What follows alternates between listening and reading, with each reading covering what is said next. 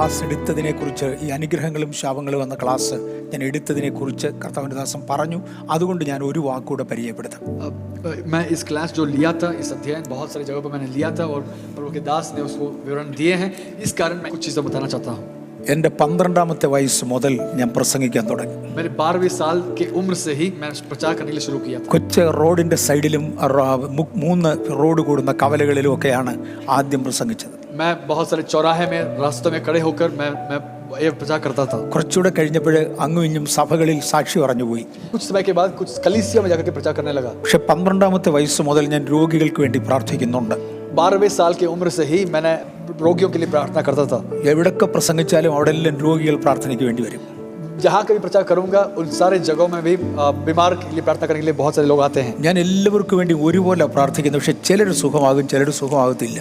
मैं सबके लिए एक मन के साथ, एक ही दिल के साथ मैं प्रार्थना करता हूं, परंतु कुछ लोग चंगाई प्राप्त करते हैं, कुछ लोग चंगाई प्राप्त नहीं करते हैं. നിങ്ങൾക്കറിയാം, എല്ലായിടത്തും ലോകത്തിൽ മുഴുവൻ ഇങ്ങനെയാണ്. ഒരുപോലെ പ്രാർത്ഥിച്ചാലും ചിലർ സുഖമാകും, ചിലർ സുഖമാകത്തില്ല. आप भी जानते हैं कि संसार के हर कोने में ऐसे ही है. कुछ लोग चंगाई प्राप्त करते हैं, कुछ लोग चंगाई प्राप्त नहीं करते हैं. 100 പേര് സുഖമായാൽ ഒരു മാസം കഴിയുമ്പോൾ 50 പേര് തിരിച്ചു രോഗികളാവും. 100 लोग अगर चंगाई प्राप्त किए हैं, उसके कुछ एक महीने के बाद 50 लोग भी कभी वो बीमार हो सकते हैं. 1-2 വർഷം കഴിയുമ്പോൾ സുഖമായവരുടെ എണ്ണം ഒരു 5-10 അത്ര കാണത്തുള്ളൂ. 1-2 साल के बाद पूरी तरह से चंगाई प्राप्त किया हो वो व्यक्ति, पूरी चंगाई में बरकरार रहने वाले 1 या 2 लोग रहते हैं. ഒരേ പ്രാർത്ഥന എന്തുകൊണ്ട് പല രീതിയിൽ പ്രയോജനപ്പെടുന്നു എനിക്കറിയാൻ വയ്യ. एक ही प्रार्थना, परंतु किस कारण इस तरीके से, विभिन्न तरीके से काम करता है, मैं नहीं जानता. അങ്ങനെ ഇരിക്കുമ്പോഴാണ് ഒരിക്കലും ഞാൻ മിഡിൽ ഈസ്റ്റിൽ ഒരു രാജ്യത്ത് ഒരു വിസിറ്റിങ്ങിന് വേണ്ടി പോയി. ऐसे रहते वक्त ही मैंने मिडिल ईस्ट में, मध्य पूर्व देश में मैं एक प्रचार के लिए गया था. എനിക്ക് തോന്നുന്നത് ഒരു 1993-94 ആ സമയത്തായിരിക്കും. 93-94 സമയത്തായിരിക്കും. मुझे मेरा याद सही है तो 94 ईस्वी में ही मैंने प्रचार करने गया था. അവിടെ ഒരാൾ എന്നെ ഒരു ചെറിയ വീഡിയോ ടേപ്പിന്റെ ഒരു അല്പം കാണിച്ചു. उधर एक व्यक्ति ने एक वीडियो टेप का कुछ अंश मुझे दिखाया. പണ്ട് വീഡിയോ വരുന്നത് ടേപ്പിലായിരുന്നു. ഇതുപോലെ ഇന്റർനെറ്റ് ഫെസിലിറ്റി ഒന്നുമില്ല. അത് CD-കളിലായിരുന്നു വരുന്നത്. पुराने समय पर ये जो वीडियो आता था वो पुराने टेप में होता था, CD में नहीं. ആ ടേപ്പ് പൊട്ടിയിട്ട് അത് പല പ്രാവശ്യം ഒട്ടിച്ച് എല്ലാം കൂടി ഒരു 45 മിനിറ്റ് ആ ടേപ്പിൽ ഉള്ളൂ. 3 മണിക്കൂറിന്റെ ടേപ്പ് 45 മിനിറ്റേ ഉള്ളൂ. ये टेप टूट गया था, कट हुआ था, उसको बहुत सारे टेप से लगाए हुए हैं, चिपकाया गया है. 3 घंटा का जो टेप है वो 45 मिनट ही था. പക്ഷെ അതിനകത്ത് ഡോക്ടർ ഡെറിക് പ്രിൻസ് എന്ന ഒരാളിന്റെ പ്രസംഗമായിരുന്നു കിട്ടിയത്. परंतु उसमें डॉक्टर डेरिक प्रिंस का एक प्रचार मैंने सुनने में. ഡോക്ടർ ഡെറിക് പ്രിൻസ് സ്റ്റേജിൽ വന്നു ഒരു വാക്യം വായിച്ചു. डॉक्टर डेरिक प्रिंस स्टेज मंच पे आकर के एक वचन को अंश को पढ़े, എന്നിട്ട് ബൈബിൾ അടച്ചു വെച്ചു. बाइबल को बंद कर दिया. അടച്ചു വെച്ചു പറഞ്ഞു, ഇവിടെ ഒരു അപ്പച്ചനുണ്ട്, അപ്പച്ചൻ ഒരു ശാപമുണ്ട്, ആ ശാപം പൊട്ടിക്കുവാൻ ദൈവം എന്നോട് ആവശ്യപ്പെടുന്നു.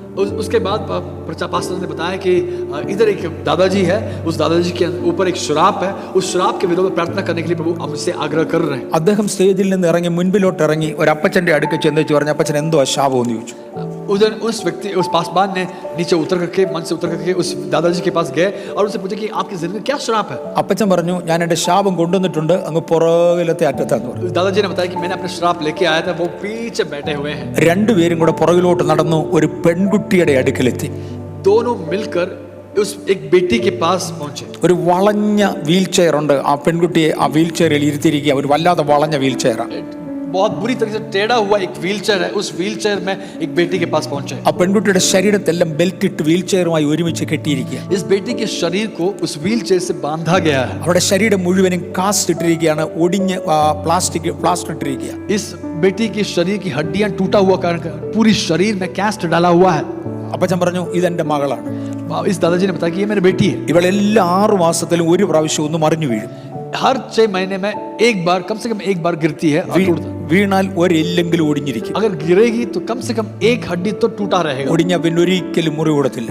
और अगर टूट जाएगा तो फिर कभी वो जुड़ता नहीं. അങ്ങനെ ശരീരം മുഴുവനും കാസ്റ്റ് ഇട്ടിരിക്കുകയാണ്, അല്ലെങ്കിൽ പ്ലാസ്റ്റർ ഇട്ടിരിക്കുക. इस कारण शरीर पूरी तौर से कास्ट में बंधा हुआ है, प्लास्टर डाला हुआ है. അവർക്ക് നേരെ ഇരിക്കാൻ പോലും പറ്റത്തില്ല. അതുകൊണ്ടാണ് ഈ വളഞ്ഞ വീൽ ചെയർ കസ്റ്റം മെയ്ഡ് ഉണ്ടാക്കിയിരിക്കുന്നത്. इस बेटी सीधा बैठ नहीं पाती है, इसलिए एक झुका हुआ, इनके लिए ही तैयारी किया हुआ एक व्हीलचेयर में लेकर आए. അദ്ദേഹം അവിടെ നിന്ന് ശാപം പൊട്ടിക്കുന്നത് എനിക്ക് മനസ്സിലായി, പക്ഷേ ടേപ്പ് പൊട്ടിയതായതുകൊണ്ട് എന്തൊക്കെ ചെയ്തു എന്ന് കാണത്തില്ല. इस टेप टूटा होने के कारण मैं कुछ देख पा रहा था कि उस बेटी के लिए उस पासवान प्रार्थना तो कर रहे हैं, परंतु क्या क्या किया मैं नहीं जानता था. അന്നാണ് അനുഗ്രഹങ്ങളും ശാപങ്ങളും എന്നൊരു പ്രത്യേക വിഷയം ഉണ്ട് എന്ന് എനിക്ക് മനസ്സിലാകുന്നത്. उस दिन ही आशीष और श्राप एक ऐसा विषय है मेरी जिंदगी में पहली बार मैं समझ पा रहा हूँ. എനിക്ക് ഇതിനെക്കുറിച്ച് പഠിക്കണമെന്ന് ആശ തോന്നി. उस समय पे ही मुझे इस विषय में सीखने के लिए मुझे बहुत इच्छा हुआ. ഞാൻ തിരിച്ച് ബാംഗ്ലൂർ വന്നു. അന്ന് ഗംഗാനഗറിലാണ് നമ്മുടെ ആരാധന നടക്കുന്നത്. मैं जब वापस आया तो उस जमाने पर हमारी जो आराधना गंगानगर में होता था. ഒരു പെൺകുട്ടി ആ ആരാധനയ്ക്ക് വന്നു. एक बेटी उस आराधना में आई. ആ പെൺകുട്ടി ഇപ്പം ബാംഗ്ലൂരിലുണ്ട്, നമ്മുടെ ചർച്ചിലല്ല. उस बेटी आज बैंगलोर में है परंतु हमारे चर्च में नहीं है. അവൾ വന്ന് പറഞ്ഞു, അവൾ ബ്രൂണ എന്ന് പറയുന്ന രാജ്യത്തായിരുന്നു ആദ്യമേ താമസിച്ചിരുന്നത്. इस बेटी ने कहा कि वो पहले ब्रूना नाम के एक देश में रहती थी. ബ്രൂണ സാമ്പത്തികമായി വളരെ അനുഗ്രഹിക്കപ്പെട്ടതാണ്. ബ്രൂണയുടെ കറൻസിയാണ് അന്ന് ലോകത്തിലുള്ളതിലെ ഏറ്റവും പവർഫുൾ കറൻസി. उस जमाने पर ब्रूना की करेंसी जो है सबसे पावरफुल शक्तिशाली एक करेंसी था. കുവൈറ്റ് കറൻസി ഒരു ഡോളർ അവരുടേത് കൊടുത്താൽ നമ്മുടെ 200 ശിഷ്ടം ഇന്ത്യൻ രൂപ കിട്ടും. अगर कुवैत करेंसी अगर एक करेंसी मिल जाएगा तो हमारे 200 रुपया मिल जाएगा. ആ ബ്രൂണയുടേത് അതിനേക്കാളും മേളിൽ. ब्रूना का उससे भी ज्यादा था. ഈ പെൺകുട്ടി അവിടെ വെച്ച് യേശുവിനെ രക്ഷിതാവായി സ്വീകരിച്ചു. इस बेटी उधर यीशु मसीह को अपने उद्धारकर्ता के रूप में स्वीकार किए. ബാംഗ്ലൂരിൽ അവള് ഒരു ബ്രാഹ്മണനാണ്. बैंगलोर में वो एक ब्राह्मण परिवार से है. അവിടെ അപ്പനും അമ്മയും എല്ലാം അവിടെ ബ്രൂണയിലുണ്ട്. उनके माता पिता ब्रूना में है. അവരെല്ലാം കൂടി പെണ്ണിനെ ഉപദ്രവിച്ചു. നിനക്ക് ബ്രൂണയിൽ നിൽക്കാൻ ഒക്കത്തില്ല, ഇവിടെ നിന്ന് ഉടൻ തിരിച്ചു പോകണമെന്ന് പറഞ്ഞു. यीशु मसीह को स्वीकार करने के कारण उनको बहुत उपद्रव ताड़ना मिला और उधर से ब्रूना से बैंगलोर आना पड़ा. രക്ഷിക്കപ്പെട്ട് 3 മാസം കഴിയുമ്പോൾ ആ പെൺകുട്ടിക്ക് തിരിച്ച് ഇന്ത്യക്ക് വരേണ്ടതായി വന്നു. उद्धार प्राप्त करके 3 महीने के अंदर वो वापस इंडिया में आना पड़ा. ബ്രൂണയിലുള്ള ചർച്ച് അവർക്ക് കുറച്ച് പുസ്തകങ്ങൾ ഗിഫ്റ്റായി പ്രസന്റേഷനായി അവിടെ സെൻഡ് ഓഫിനോട് ചേർത്ത് കൊടുത്തു. उस बेटी के सेंड ऑफ में फेयरवेल में जो उस कलीसिया जो है कुछ पुस्तकें उनको दिए थे. അതിൽ ഒരെണ്ണം അനുഗ്രഹങ്ങളും ശാപങ്ങളും എന്ന വിഷയമായിരുന്നു. उसमें एक किताब जो है आशीष और श्राप के विषय में था. ഡോക്ടർ ഡെറിക് പ്രിൻസിന്റെ വകയായിരുന്നു. डॉक्टर डेरेक प्रिंस के ही पुस्तक थे. അവള് ഫ്ലൈറ്റിൽ കയറിയിരുന്നു, ഒന്ന് ഉറങ്ങി. उधर फ्लाइट में बैठकर उन्होंने सो गई. ഉറങ്ങുന്ന സമയത്ത് പരിശുദ്ധാത്മാവ് അവളോട് സംസാരിച്ചു. सोते वक्त पवित्र उनसे बात की. അവൾ പറഞ്ഞു, എന്നോട് ആരും ഒരു വ്യക്തി സംസാരിക്കുന്നത് പോലെ എനിക്ക് മനസ്സിലായി. നീ വരുന്ന ഞായറാഴ്ച രാവിലെ വെള്ള സാരി ഉടുത്ത് അല്ലെങ്കിൽ വെള്ള ഡ്രസ്സ് ഇട്ട് നിന്റെ വീടിന്റെ മുമ്പിൽ ഒരു ബൈബിളുമായി ഇറങ്ങി നിൽക്കണം. उस परमेश्वर की आत्मा ने उस समय पर उनसे बताया कि अगले इतवार के दिन सफेद साड़ी पहनते हुए बाहर अपने घर के सामने खड़े रहना, बाइबल पकड़ते हुए. നിന്നെ പോലെ വെള്ള സാരി ഉടുത്ത ബൈബിളുള്ള വേറെ 2 പേർ നിന്റെ അടുക്കൽ വന്ന് എന്നാ ഇവിടെ നിൽക്കുന്നതെന്ന് ചോദിക്കും. तेरे समान सफेद साड़ी पहने हुए 2 लोग आकर के आपसे पूछेंगे कि आप क्यों इधर खड़े हैं. എനിക്ക് സഭായോഗത്തിന് പോകണം, എവിടെ സഭായോഗം ഉണ്ടെന്ന് അറിയത്തില്ല എന്ന് നീ പറയണം. मुझे कलीसिया जाना है परंतु मैं जानती नहीं हूँ कि कहाँ पे कलीसिया जाना है. അവർ നിന്നെ കൂട്ടിക്കൊണ്ടു പോകും. वे लोग 2 लोग मुझे आपको उस कलीसिया में ले जाएंगे. നീ ചെല്ലുന്ന സ്ഥലത്ത് ഒരു കറുത്ത മനുഷ്യനായിരിക്കും പാസ്റ്റർ, നീ അയാളെ കാണും. जिस कलीसिया में आप जाओगे उधर एक काला एक पास्टर है, उस पास्टर से आपका मुलाकात होगा. അവർ സംസാരിക്കുന്ന ഭാഷ നിനക്ക് ഒട്ടും മനസ്സിലാകത്തില്ല.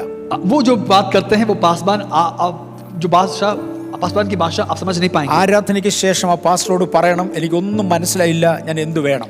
उस प्रार्थना के बाद उस पासवान से आपको कहना है कि मैं कुछ समझ नहीं पाई, मैं क्या करूं. ആ പാസ്റ്റർ നിന്നോട് തിരിച്ചു പറയും, വരുന്ന ആഴ്ച നിനക്ക് വേണ്ടി ഇംഗ്ലീഷിൽ ആരാധന നടത്താം. इस पासवान आपसे कहेंगे कि अगले हफ्ते आपके लिए अगले हफ्ते से इंग्लिश में आराधना होगा. ആ സമയത്ത് ഇതിൽ ഒരു പുസ്തകം, അതായത് അനുഗ്രഹങ്ങളും ശാപങ്ങളും എന്നുള്ള പുസ്തകം ആ മനുഷ്യന് കൊടുക്കണം. ഇത് നിനക്ക് വേണ്ടിയുള്ളതല്ല, അയക്ക് വേണ്ടിയുള്ളതാ. उस समय पर उस पासवान को आशीष और श्राप का जो पुस्तक मैंने आपको दिया था वो आपके लिए नहीं बल्कि उस पासवान के लिए उनके हाथों में दे देना. അങ്ങനെ ആ പെൺകുട്ടി പിറ്റേ ഞായറാഴ്ച എത്തി.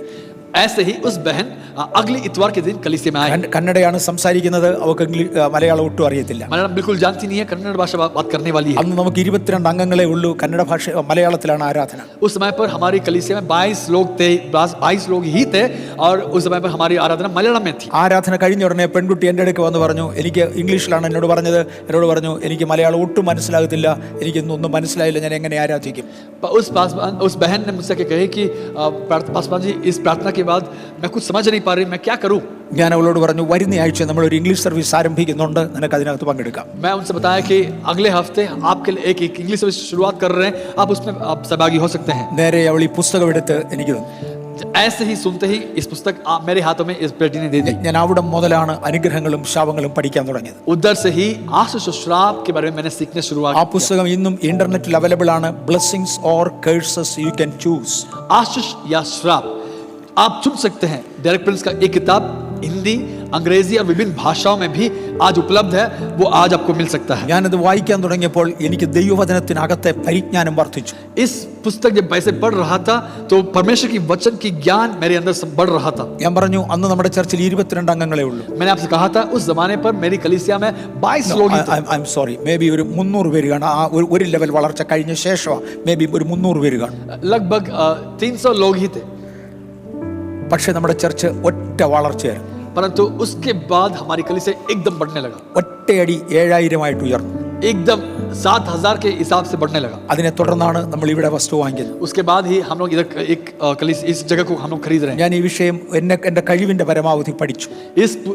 इस विषय को मैं से जितना होगा उतना मैंने समझने की कोशिश किया। കർത്താവിന്റെ ദാസൻ പറഞ്ഞതുപോലെ ഞാൻ ലോകത്തിലെ ഒരുപാട് രാജ്യങ്ങളിൽ ഇത് പ്രസംഗിച്ചു. क्योंकि दास जैसे कहा, मैं संसार के विभिन्न कोने में विभिन्न देशों में प्रचार किया हूँ। ഒരു 50ഓളം രാജ്യങ്ങളിൽ ഞാൻ ഇത് പഠിപ്പിച്ചിട്ടുണ്ട്. लगभग 50 देशों में मैंने ये सिखाया हूँ। ഈ ചർച്ചിനകത്ത് തന്നെ എല്ലാ വർഷവും 4-5 പ്രാവശ്യം ഇത് പഠിപ്പിക്കുന്നുണ്ട്. इस कलीसिया में ही हर साल 4-5 बार मैंने लेता हूँ। കേരളത്തിലെ കോട്ടയം എന്ന് പറയുന്ന സ്ഥലത്ത് ഞാൻ ഇതിന്റെ ഒരു ക്ലാസ് എടുത്തു. केरला में कोटम नाम के एक जगह पर मैंने इसका क्लास लिया था। ഒരു ദിവസം 5 മണിക്കൂർ വീതം 3 ദിവസം 15 മണിക്കൂർ കൊണ്ട് ഞാൻ ഈ ക്ലാസ് പഠിപ്പിച്ചു. एक दिन 5 घंटा के हिसाब से 3 दिन यानी 15 घंटा में लेकर मैं इस विषय को सिखाया। ഒറ്റ വർഷത്തിനകം ആ ചർച്ചിൽ 3000 പേര് സ്നാനപ്പെട്ടു. एक साल के अंदर उस कलीसिया में 3000 लोग बपतिस्मा लिए। കാര്യം ചില ശക്തികൾ പൊട്ടും. क्योंकि कुछ दुष्ट आत्मा की बंधन टूटेगा। നിരത്തി ഒരുപാട് സ്ഥലങ്ങളിൽ ഞാൻ ഇതിന്റെ ക്ലാസ് എടുത്തു. ऐसे ही बहुत सारे जगहों में मैंने इसका क्लास लिया हूँ। ആ സഭകളിൽ നന്നായി അംഗീകരിച്ച എല്ലാ സഭകളും വളർന്നു. जो कोई कलीसिया इसको स्वीकार किए, सारी कलीसिया बढ़ने प्रारंभ हुआ। അത്ഭുതകരമായ മറ്റൊരു കാര്യം നടന്നു. एक और विषय मैं बताना चाहता हूँ। കഴിഞ്ഞ വ്യാഴം വെള്ളി ശനി 2 ദിവസങ്ങളിൽ ഞാൻ കേരളത്തിൽ കൊല്ലം എന്ന് പറയുന്ന സ്ഥലത്ത് ഒരു ക്ലാസ് എടുത്തു. केरला में कोल्लम नाम का एक जगह पर मैंने इसी अध्याय मैंने लिया था। ആന്ധ്രാപ്രദേശത്ത് നിന്ന് ഒരു 12 പാസ്റ്റേഴ്സ് വന്നിരുന്നു. आंध्र प्रदेश से लगभग 12 पास्टर्स आए थे। അവരെല്ലാവർക്കും മലയാളം അറിയത്തില്ല. उनमें से कोई मलयालम जानते नहीं। അവർക്ക് വേണ്ടി ഒരു ട്രാൻസ്ലേഷൻ കൊടുത്തില്ല. उनके लिए एक विशेष ट्रांसलेशन अनुवाद नहीं हुआ। ഞാൻ അവരിൽ ഒരാളോട് ചോദിച്ചു, നിങ്ങൾ എന്തിനാണ് ഇവിടം വരെ വന്നത്? അവർ 600-700 കിലോമീറ്റർ കാർ ഓടിച്ചാണ് വന്നിരിക്കുന്നത്. मैंने उनसे पूछा कि आप लोग इस 600-700 किलोमीटर गाड़ी में यात्रा करते हुए क्यों आए आप लोग? നിങ്ങൾക്ക് ഇവിടെ ഒന്നും മനസ്സിലാകത്തില്ല. आप लोग कुछ समझते नहीं है। അവർ പറഞ്ഞു ഒന്നും മനസ്സിലാകത്തില്ല. वो लोग भी हम बताए कि हाँ हम लोग कुछ समझते नहीं है। മലയാളം ഒട്ടും മനസ്സിലാകത്തില്ല. मलयालम बिल्कुल हम समझते नहीं है। പക്ഷെ നീ പ്രസംഗിച്ച് കഴിയുമ്പോൾ ഒരു 80% ഞങ്ങളുടെ അകത്ത് എങ്ങനെയോ കയറും. परंतु आप प्रचार करने के बाद लगभग 80% मैं समझ लेता हूँ। എങ്ങനെയാ മനസ്സിലാകുന്നതെന്ന് അറിയത്തില്ല. ഞങ്ങൾക്ക് ഒരു 80% മനസ്സിലാവും. മലയാളത്തിലെ ഓൺലൈൻ സർവീസ് എല്ലാ ആഴ്ചയിലും ഒരു കേൾക്കുന്നവരാ. इस कैसे हम समझते हैं हम नहीं जानते हैं, परंतु मलयालम की ऑनलाइन सर्विस हर हफ्ते वे लोग सुनते हैं। ശനിയാഴ്ച ക്ലാസ് കഴിഞ്ഞ് ഞാൻ ഇങ്ങ് പോരുന്നു. शनिवार इस अध्ययन के बाद वापस आ चुका। ഇന്നലെയും ഇന്നുമായി തേണ്ട കൊല്ലത്തെ പാസ്റ്റർ എന്നെ വിളിച്ചുകൊണ്ടിരിക്കുക. कल और आज उस कोल्लम के पास्टर मुझे कॉल कर ही रहे। ഈ 12 പാസ്റ്റേഴ്സ് വന്നവരുടെ 12 പേരുടെയും ജീവിതം മാറി. इस 12 पास्टर्स जो आए थे, इन 12 पास्टरों की जिंदगी बदल गया। ഞാൻ അവരിൽ പലരുടെ പേരിലും കൈവച്ച് പ്രാർത്ഥിച്ചു. ഇവിടെയും കൈവച്ച് പ്രാർത്ഥിക്കും. उनमें से बहुत सारे लोग पास्टरों को मैंने अपना हाथ रख के प्रार्थना किया, इधर भी मैं करूंगा। അവർ പറഞ്ഞു കഴിഞ്ഞ ഒരൊറ്റ ഞായറാഴ്ച കൊണ്ട്, ഇന്നിപ്പോൾ ചൊവ്വാഴ്ച ആയുള്ളൂ, ഒറ്റ ഞായറാഴ്ച കൊണ്ട് സഭ കംപ്ലീറ്റ്ലി മാറി. उन्होंने बताया कि पिछले एक इतवार की आराधना में ही कलीसिया की वातावरण बदल गया। നമ്മൾ പോരിടുന്നത് വലിയ അന്ധകാര ശക്തികളോട്. हम लोग जो मल्लयुद्ध करते हैं वो दुष्टात्मा की सामर्थ्य शक्तियों के विरोध। ഞാൻ ക്ലാസ്സിലേക്ക് മടങ്ങി പോകട്ടെ. मैं इस क्लास के अध्ययन के हम वापस आएंगे। ഇന്നലെ നമ്മൾ എടുത്തു പറഞ്ഞു ആരംഭത്തിൽ ദൈവം പ്രപഞ്ചത്തെ സൃഷ്ടിച്ചു. कल हम लोग सीखे हैं कि प्रभु ने, परमेश्वर ने इस कायनात को शुरुआत से सृष्टि की। പ്രപഞ്ച സൃഷ്ടിയെക്കുറിച്ച് ശാസ്ത്രം പലതും കണ്ടുപിടിച്ചു. അവർ തന്നെ തിരുത്തി അങ്ങനല്ല അങ്ങനല്ല അങ്ങനല്ല എന്ന് അവർ തന്നെ പറഞ്ഞുകൊണ്ടിരുന്നു. इस कायनात की रचना के बारे में बहुत सारे अध्ययन हुआ, बहुत सारे परिणाम निकला और वो बोल रहे बार बार बदलते रहा गया। ഇപ്പോഴും വന്നുകൊണ്ടിരിക്കുന്ന പഠനങ്ങളിൽ ഒരുപാട് വ്യത്യാസങ്ങൾ വരുന്നുണ്ട്. आज भी ऐसे बहुत सारे अध्ययन और परिणाम निकल रही है। പക്ഷെ നമുക്ക് ഒരു കാര്യം മനസ്സിലാവും. परंतु हमें एक विषय हम समझ पाएंगे। ത്രിയേക ദൈവം തന്റെ വാക്കിനാൽ ഈ പ്രപഞ്ചത്തെ സൃഷ്ടിച്ചു. त्रिएक परमेश्वर अपने शब्दों के द्वारा इस सारी कायनात को सृष्टि किए। ആദ്യത്തെ സൃഷ്ടിയിൽ ഭൂമി ഉണ്ടായിരുന്നില്ല, എന്നാൽ ഒരുപാട് നക്ഷത്രങ്ങളും ദൂതന്മാരെയും ദൈവം സൃഷ്ടിച്ചു. शुरुआती दौर की सृष्टि में परमेश्वर ने इस पृथ्वी को नहीं बनाया, परंतु बहुत सारे कायनात में बहुत सारे तारागणों को सृष्टि किया, दूतों को भी सृष्टि किए। ഈ ദൂതന്മാരെ മുഴുവനും ആ നക്ഷത്രങ്ങളിൽ പാർപ്പിച്ചു. इन दूतों को सारी तारागणों में सृष्टि वास किया करवाया. സകലരും ദൈവത്തെ മാത്രം ആരാധിക്കണം എന്ന് വിധി ഉണ്ടായിരുന്നു. परमेश्वर ने एक विधि बताया था कि सब लोग परमेश्वर को ही आराधना करना. സകല ദൂതന്മാരും ദൈവത്തെ മാത്രം ആരാധിച്ചു. सारे दूतगण परमेश्वर को ही आराधना करते थे. പക്ഷേ 9.3 ബില്യൺ വർഷങ്ങൾ പോയി, 930 കോടി വർഷങ്ങൾ പോയി. लगभग 930 करोड़ साल के बीतने के बाद ഒരു ദൂതൻ ദൈവത്തോട് മറുതലിച്ചു. एक दूत परमेश्वर के विद्रोह किया. അദ്ദേഹത്തിന്റെ കൂടെ ഉണ്ടായിരുന്ന ഈ ചെറിയ ദൂതന്മാരും ദൈവത്തോട് മത്സരിച്ചു. उनके साथ जितने संगी लोग थे वे सब लोग परमेश्वर से विद्रोह किए. ഈ ദൂതന്മാർ ചേർന്ന് പറഞ്ഞു, ഇല്ല, ഞങ്ങളെയും ലോകം ആരാധിക്കണം. इस दूत लोग भी कहने लगे कि नहीं, पूरे संसार हमें आराधना करना. ദൈവം പറയുന്നത് പോലെ മാത്രം നടക്കത്തില്ല, ഞങ്ങളുടെ ആലോചന കൂടെ കേൾക്കണം. परमेश्वर जैसे कहते हैं वो अकेला चलता नहीं है, हम जैसे कहेंगे वो भी हम आप लोग सुनना है. അതുകൊണ്ട് ഈ ദൂതശ്രേഷ്ഠനെ ദൈവം സ്വർഗ്ഗത്തിൽ നിന്ന് തള്ളാൻ തീരുമാനിച്ചു. इसलिए परमेश्वर ने इस अति श्रेष्ठ इस दूत को परमेश्वर स्वर्ग से हटा दिए. അദ്ദേഹത്തിന് വേണ്ടിയാണ് ഈ ഭൂമി സൃഷ്ടിച്ചത്. उसी दूत के लिए ही इस पृथ्वी को सृष्टि किए. സ്വർഗവുമായി താരതമ്യം ചെയ്താൽ ഭൂമി തീരെ തീരെ തീരെ തീരെ ചെറുതാണ്. स्वर्ग के तुलनात्मक तरीके से देखेंगे तो इस पृथ्वी बहुत छोटा छोटा ही है. ഈ ബാംഗ്ലൂർ പട്ടണത്തിനകത്ത് ഒരു മണലിന്റെ തരി കിടക്കുന്നത് പോലെ മാത്രമേ ഉള്ളൂ ഈ പ്രപഞ്ചത്തിൽ. ഈ സ്വർഗവുമായി താരതമ്യം ചെയ്താൽ ഈ ഭൂമി. ऐसे मान के चलिएगा कि पूरे बैंगलोर में एक बालू की एक तिनका जो है वो उसकी तुलना ही इस पृथ्वी स्वर्ग की तुलना में. കാര്യം ലൂസിഫറിനെ പണിഷ് ചെയ്യുവാൻ ജയിലിൽ അടയ്ക്കുന്നത് പോലെ അവനെ ഈ ഭൂമിയിലാക്കിയതാണ്. क्योंकि लूसीफर को दंड देने के लिए ही जेल में जैसे बंद कैदियों को बंद करते हैं, ऐसे ही छोटे इस तारे में इस पृथ्वी में उसको वास करवाया. പക്ഷേ അന്നും ദൈവം അദ്ദേഹത്തിന് ഒരു ചാൻസ് കൊടുത്തു. परंतु उस समय में भी परमेश्वर ने उनको एक चांस, एक मौका दिया. ദൈവത്തിന്റെ ഇഷ്ടപ്രകാരം സ്വർഗത്തിന്റെ മാതൃകയിൽ ഈ ഭൂമിയെ ഭരിച്ചു നടത്തണം. परमेश्वर की इच्छा के अनुसार स्वर्ग की सदृश में इस पृथ्वी में अपना राज करना. നമ്മളെയും പ്രാർത്ഥിക്കാൻ പഠിപ്പിച്ചത് അതാ. परमेश्वर हमें भी यही बात सिखाए. അങ്ങയുടെ രാജ്യം വരണമേ, അങ്ങയുടെ ഇഷ്ടം സ്വർഗത്തിലെ പോലെ ഭൂമിയിലാകണം. प्रार्थना के बारे सिखाते हुए परमेश्वर यीशु मसीह भी यही कहे कि प्रभु आपकी राज्य आवे, आपकी इच्छा स्वर्ग के समान इस धरती में भी होने पाए. ഇതാണ് ദൈവത്തിന്റെ താല്പര്യം. यह परमेश्वर की इच्छा है. ലൂസിഫറിനെ ആ ജോലിക്ക് വേണ്ടി ആക്കി. लूसीफर को उसी काम के लिए नियुक्त किया गया. പക്ഷേ അവൻ പരാജയപ്പെട്ടു. അവൻ അവന്റെ ഇഷ്ടം തന്നെ നിവർത്തിച്ചു. परंतु वो विफल रहा, वो अपनी इच्छा को पूरा करने की कोशिश कर रहा അതുകൊണ്ട് था. ദൈവം ലൂസിഫറിനെ ഭൂമിയിൽ നിന്ന് മാറ്റി. इसी कारण परमेश्वर ने संसार इस पृथ्वी से ही उस दुष्टात्मा को हटा दिए. ഭൂമിയെ പാഴും ശൂന്യവുമാക്കി. इस पृथ्वी को सुनसान और बेडौल बना दिए. വീണ്ടും അതിനെ രൂപീകരിച്ച് ഇന്നിരിക്കുന്ന സാഹചര്യത്തിൽ ഇവിടെ കൊണ്ടുവന്നു. इसके बाद फिर से वो परमेश्वर ने रूपांतरित करके आज जो परिस्थिति में परमेश्वर ने पृथ्वी को ले आया. 6 ദിവസം കൊണ്ടാണ് ഈ രൂപാന്തരം നടന്നത്. 6 दिन के अंदर इस पृथ्वी को इस तरीके से प्रभु मोड़ के ले आया. 7ാമത്തെ ദിവസം ദൈവം സ്വസ്ഥമായിരുന്നു, അത് ശബത്ത് എന്ന് പറഞ്ഞു. 7वें दिन परमेश्वर ने विश्राम लिए, वो विश्राम का दिन परमेश्वर ने बताया. ഞാൻ ഇന്ന് ആ പദം പറയുവാൻ ഒരു കാര്യമുണ്ട്. आज मैं इस विषय को बताने के लिए एक कारण है. ഞാൻ വന്നോളാം. ആ 6 ദിവസം കൊണ്ട് ദൈവം സൃഷ്ടി കംപ്ലീറ്റ് ചെയ്തു. मैं वापस आऊंगा, परंतु 6 दिन के अंदर परमेश्वर ने सृष्टि को पूरा किए. 6ാമത്തെ ദിവസമാണ് മനുഷ്യനെ സൃഷ്ടിച്ചത്. 6ठे दिन परमेश्वर ने इंसानों को परमेश्वर बनाया. ദൈവത്തിന്റെ സാദൃശ്യത്തിലും ദൈവത്തിന്റെ സ്വരൂപത്തിലും മനുഷ്യനെ സൃഷ്ടിച്ചു. परमेश्वर सदृश्य में, परमेश्वर के रूप में परमेश्वर ने इंसानों को बनाया. ദൈവം ധരിക്കുന്നത് പോലെ തേജസ്സും ബഹുമാനവും മനുഷ്യനെ അണിയിച്ചു. परमेश्वर जैसे धारण किए ऐसे ही परमेश्वर अपने महिमा और अपनी आदर को आप इंसानों को ओढ़ा. ദൈവത്തിന്റെ സ്വന്തം വൈസ്രോയിയായി ദൈവം മനുഷ്യനെ ഇവിടെ നിർത്തി. परमेश्वर के खुद के राजदूत के समान इंसानों को खड़ा किए. വൈസ്രോയി എന്ന വാക്ക് നിങ്ങൾ മനസ്സിലാക്കണം. वाइसरॉय, आप उस पद को आप समझना. ഇന്ന് ഇന്ത്യക്ക് ഗവർണർമാരുണ്ട്, വൈസ്രോയിമാരില്ല.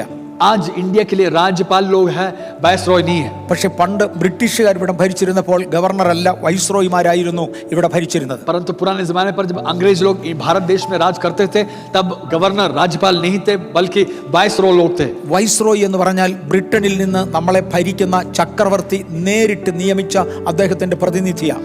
उस ब्रिटेन को राज करने वाले बादशाह खुद उस व्यक्ति को भारत के लिए नियुक्त किया व्यक्ति है वाइसरॉय. അദ്ദേഹത്തിന്റെ വസ്ത്രം രാജാവ് ധരിക്കുന്നത് പോലെ ആയിരിക്കണം. उसके वस्त्र जो है राजा जैसे पहनते हैं उसी तरीके का, उसी शैली का होना पाए. ഇന്ന് രാജാവ് ധരിക്കുന്നത് കറുത്ത നിറമുള്ള കോട്ടാണെങ്കിൽ വൈസ്രോയിയും ഇന്ന് കറുത്ത നിറമുള്ള കോട്ട് ഇന്ത്യയിൽ ധരിച്ചിരിക്കണം.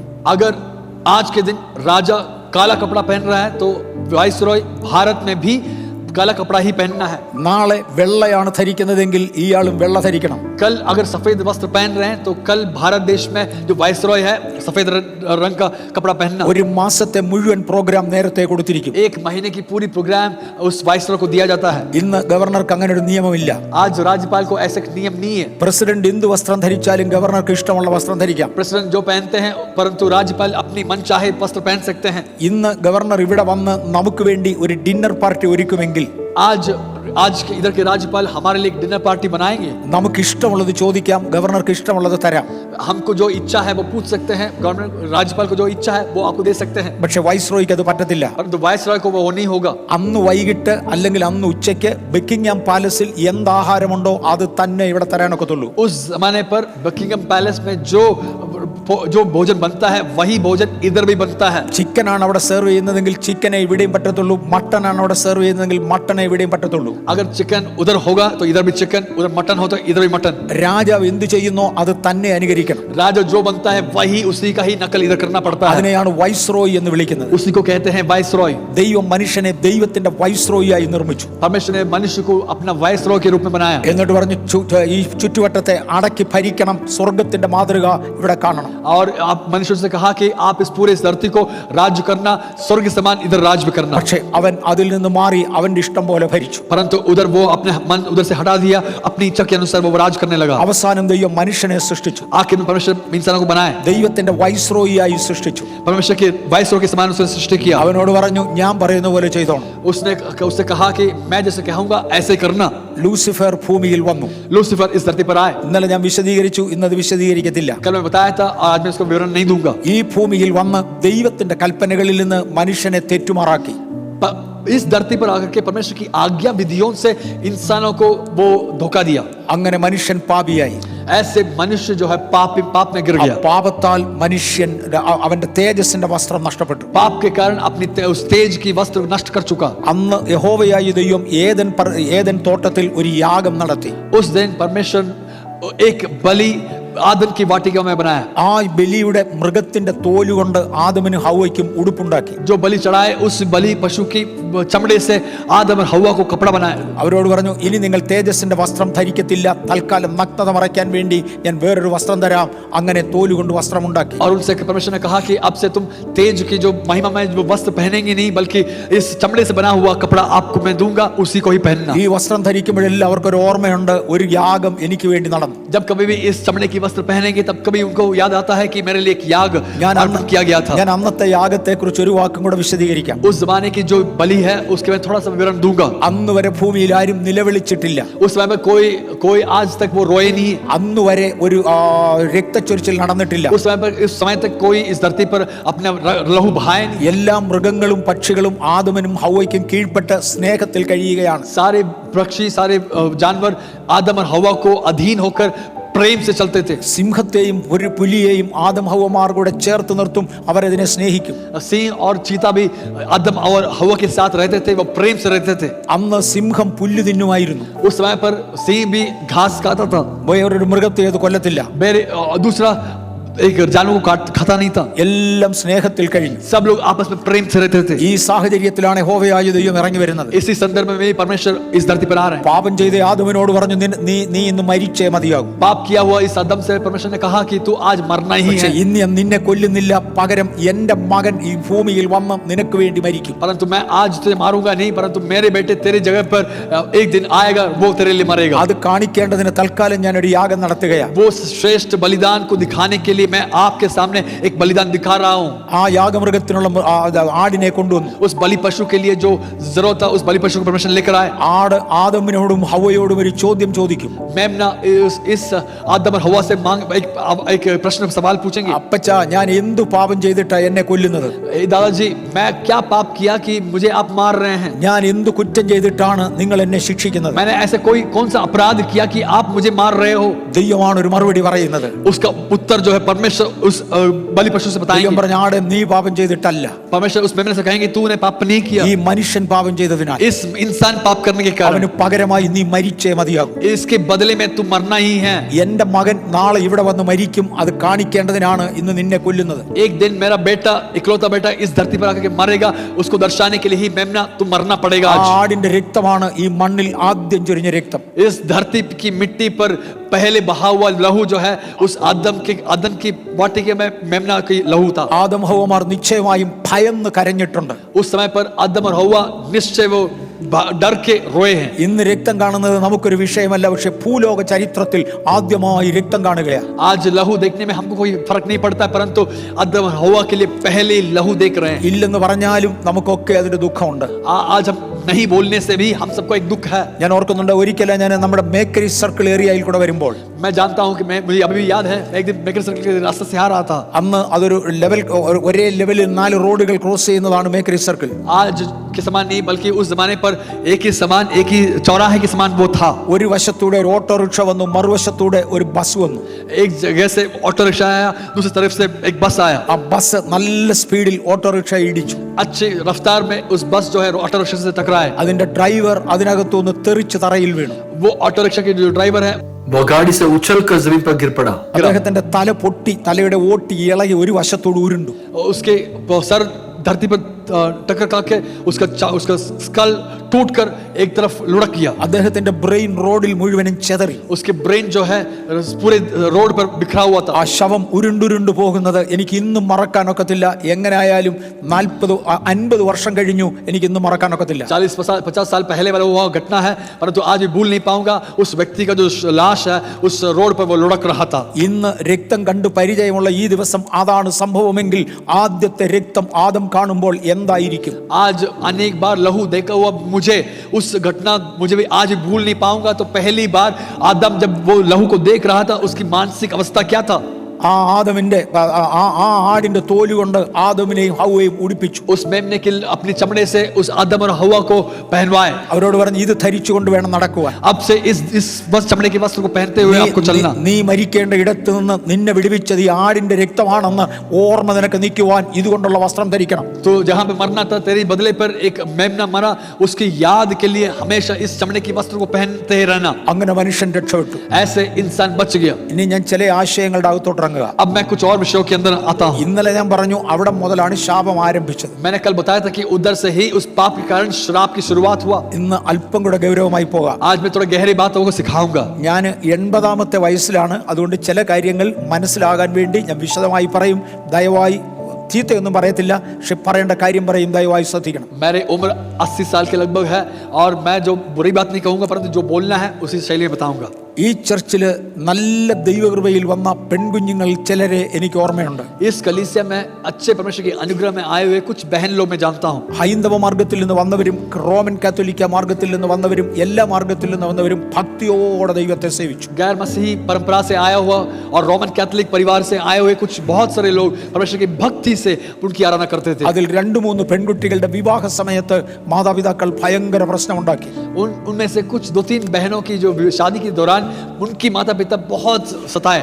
അവർക്ക് അവരുടെ പഴയ സമ്പ്രദായ പ്രകാരം വിവാഹം കഴിക്കേണ്ടിയിരുന്ന ഒരു പയ്യനെ വിവാഹം കഴിക്കാൻ അവരെ നിർബന്ധിച്ചു. अपनी पुरानी रीति रिवाज के अनुसार, पुराने धर्म विश्वास के अनुसार एक जीवन साथी के साथ शादी करवाने के लिए माता पिता की इच्छा था. ഈ കുഞ്ഞുങ്ങൾ ആവുന്നത് പറഞ്ഞു ഇല്ല, പക്ഷെ നിർബന്ധമായും അവരെ വിവാഹം കഴിപ്പിച്ചു. इन बच्चे लोग जितना होगा उतना बताया कि हमसे नहीं होगा, हम नहीं करेंगे, परंतु उनको दबाव के कारण उनको शादी करना पड़ा. അതിൽ 2 പേർ എന്നോട് പറഞ്ഞ സാക്ഷ്യം, उनमें से 2 लोग मुझसे आकर कहा हुआ गवाही है. വിവാഹം കഴിഞ്ഞ് 1 വർഷത്തിലധികം ഞങ്ങൾ ഒരുമിച്ച് ഒരു ബെഡിൽ കിടക്കുന്നെങ്കിലും हम शादी के बाद लगभग 1 साल से एक ही बेड में एक साथ सोते हैं, ഞങ്ങൾക്കൊരു ഭാര്യാഭർത്തൃ ബന്ധമില്ല. परंतु आज तक अपने पति पत्नी की रिश्ता आज तक बना नहीं पाए. പരിശുദ്ധാത്മാവിനാൽ നിറഞ്ഞ എന്റെ ശരീരത്തെ തൊടാൻ ഈ അശുദ്ധാത്മാവിനാൽ നിറഞ്ഞ ഈ മനുഷ്യന് ഭയമാണ്. पवित्र आत्मा से भरा हुआ मेरी शरीर को छूने के लिए अशुद्ध आत्मा से भरा हुआ इस जीवन साथी को छूने का अधिकार और कुछ हिम्मत नहीं हो रहा ആ है. കുഞ്ഞുങ്ങളുടെ ജീവിതം ആകെ നശിച്ചു. उन बच्चों की जिंदगी पूरा टूट गया. ഇതുപോലെ ഒരു സഹോദരനെ എനിക്കറിയാം.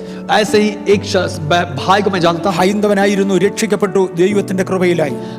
गैर मसीही परिवार से हैं और यीशु मसीह को विश्वास किए, उद्धार प्राप्त किए और ये शादी हुआ. മാതാപിതാക്കളുടെ നിർബന്ധപ്രകാരം ഒരു വിശ്വാസമില്ലാത്ത ഒരു ഹൈന്ദവ പെണ്ണിനെ ഒടുവിൽ വിവാഹം കഴിച്ചു. माता पिता के दबाव के कारण उस भाई भी एक गैर मसीही व्यक्ति से विवाह हुआ. അവർ രണ്ടുപേരും കൂടെ എൻ്റെ അടുക്കൽ എന്ന് പറഞ്ഞ് 2 വർഷം കഴിഞ്ഞിട്ടും ഇന്ന് വരെ ശരീരത്ത് ഒരു അധികാരം നടത്താൻ ഒത്തിട്ടില്ല. 2 साल बीत चुका है, आज तक हमको एक पति पत्नी की रिश्ता के संबंध बनाने के लिए हमसे नहीं हुआ है. ഒരു ഭയം ഉള്ളിൽ കയറുകയാണ്. पता नहीं एक डर आता है हमारे अंदर. ഞാൻ ഈ ചർച്ചിനകത്തുനിന്ന് നടന്ന മറ്റൊരു സംഭവം തൊടാം.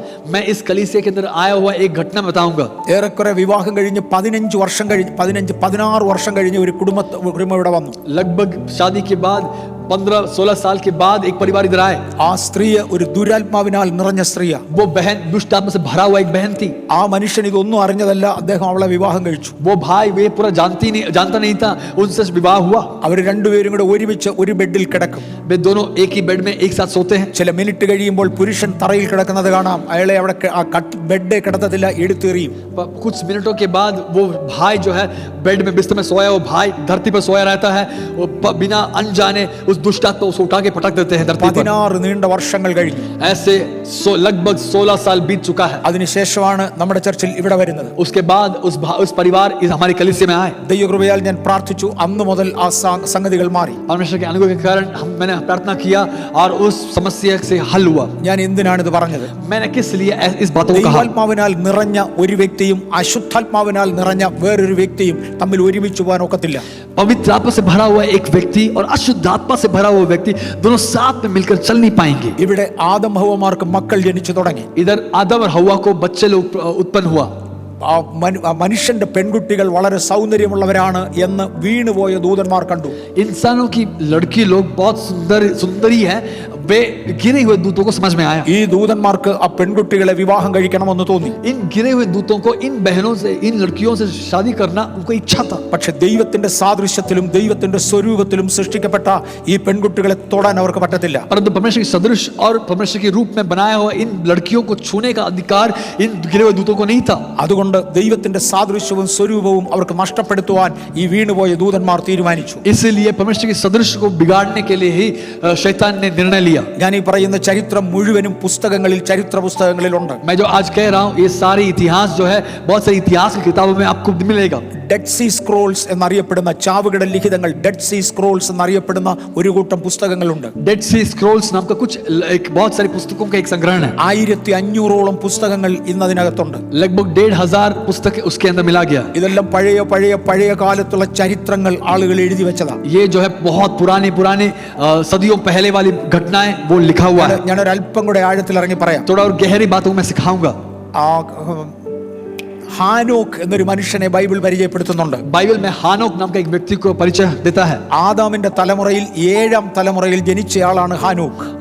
आदम के परिवार में 7वें पीढ़ी में जन्म लिया व्यक्ति है हानोक. ഹാനോക്ക് 300 വർഷം ദൈവത്തോടുകൂടെ നടന്ന മനുഷ്യനാണ്. हानोक जो है लगभग परमेश्वर के साथ 300 साल साथ चले. അദ്ദേഹത്തിന് കുടുംബം ഉണ്ടായിരുന്നെങ്കിലും തന്റെ മുഴുവൻ മനസ്സും മുഴുവൻ ശരീരവും ദൈവത്തോടുകൂടെയായിരുന്നു. उनको एक परिवार होने के बावजूद भी उनका पूरा दिल और मन जो है परमेश्वर साथ था, परमेश्वर से लगा हुआ था. ബൈബിൾ പറയുന്നു 300 വർഷം അദ്ദേഹം ദൈവത്തോടുകൂടെ നടന്നു. बाइबल सिखाता है कि लगभग 300 साल जो है वो हानोक परमेश्वर साथ चला. ബൈബിളിലെ ആദ്യ പ്രവചനങ്ങൾ അദ്ദേഹം പറഞ്ഞവയാണ്. बाइबल की शुरुआती जो भविष्यवाणियां जो है उन्होंने कहा था. അദ്ദേഹമാണ് അക്ഷരമാല ദൈവത്തിങ്കിൽ നിന്ന് വാങ്ങി മനുഷ്യന് തന്നത്. ഭൂമിയിൽ ആദ്യം എഴുത്തിന്റെ കല കൊണ്ടുവന്നത് ഹാനോക്കാണ്. उस हानोक ने ही इस धरती पर लिपि लेकर आए. वो परमेश्वर से पाया हुआ ज्ञान था. ഹാനോക്ക് ജീവനോടെ നടക്കുമ്പോഴും ആദം ജീവനോടുണ്ട്. हानोक जब जीवित था उसी समय पर आदम भी जीवित था.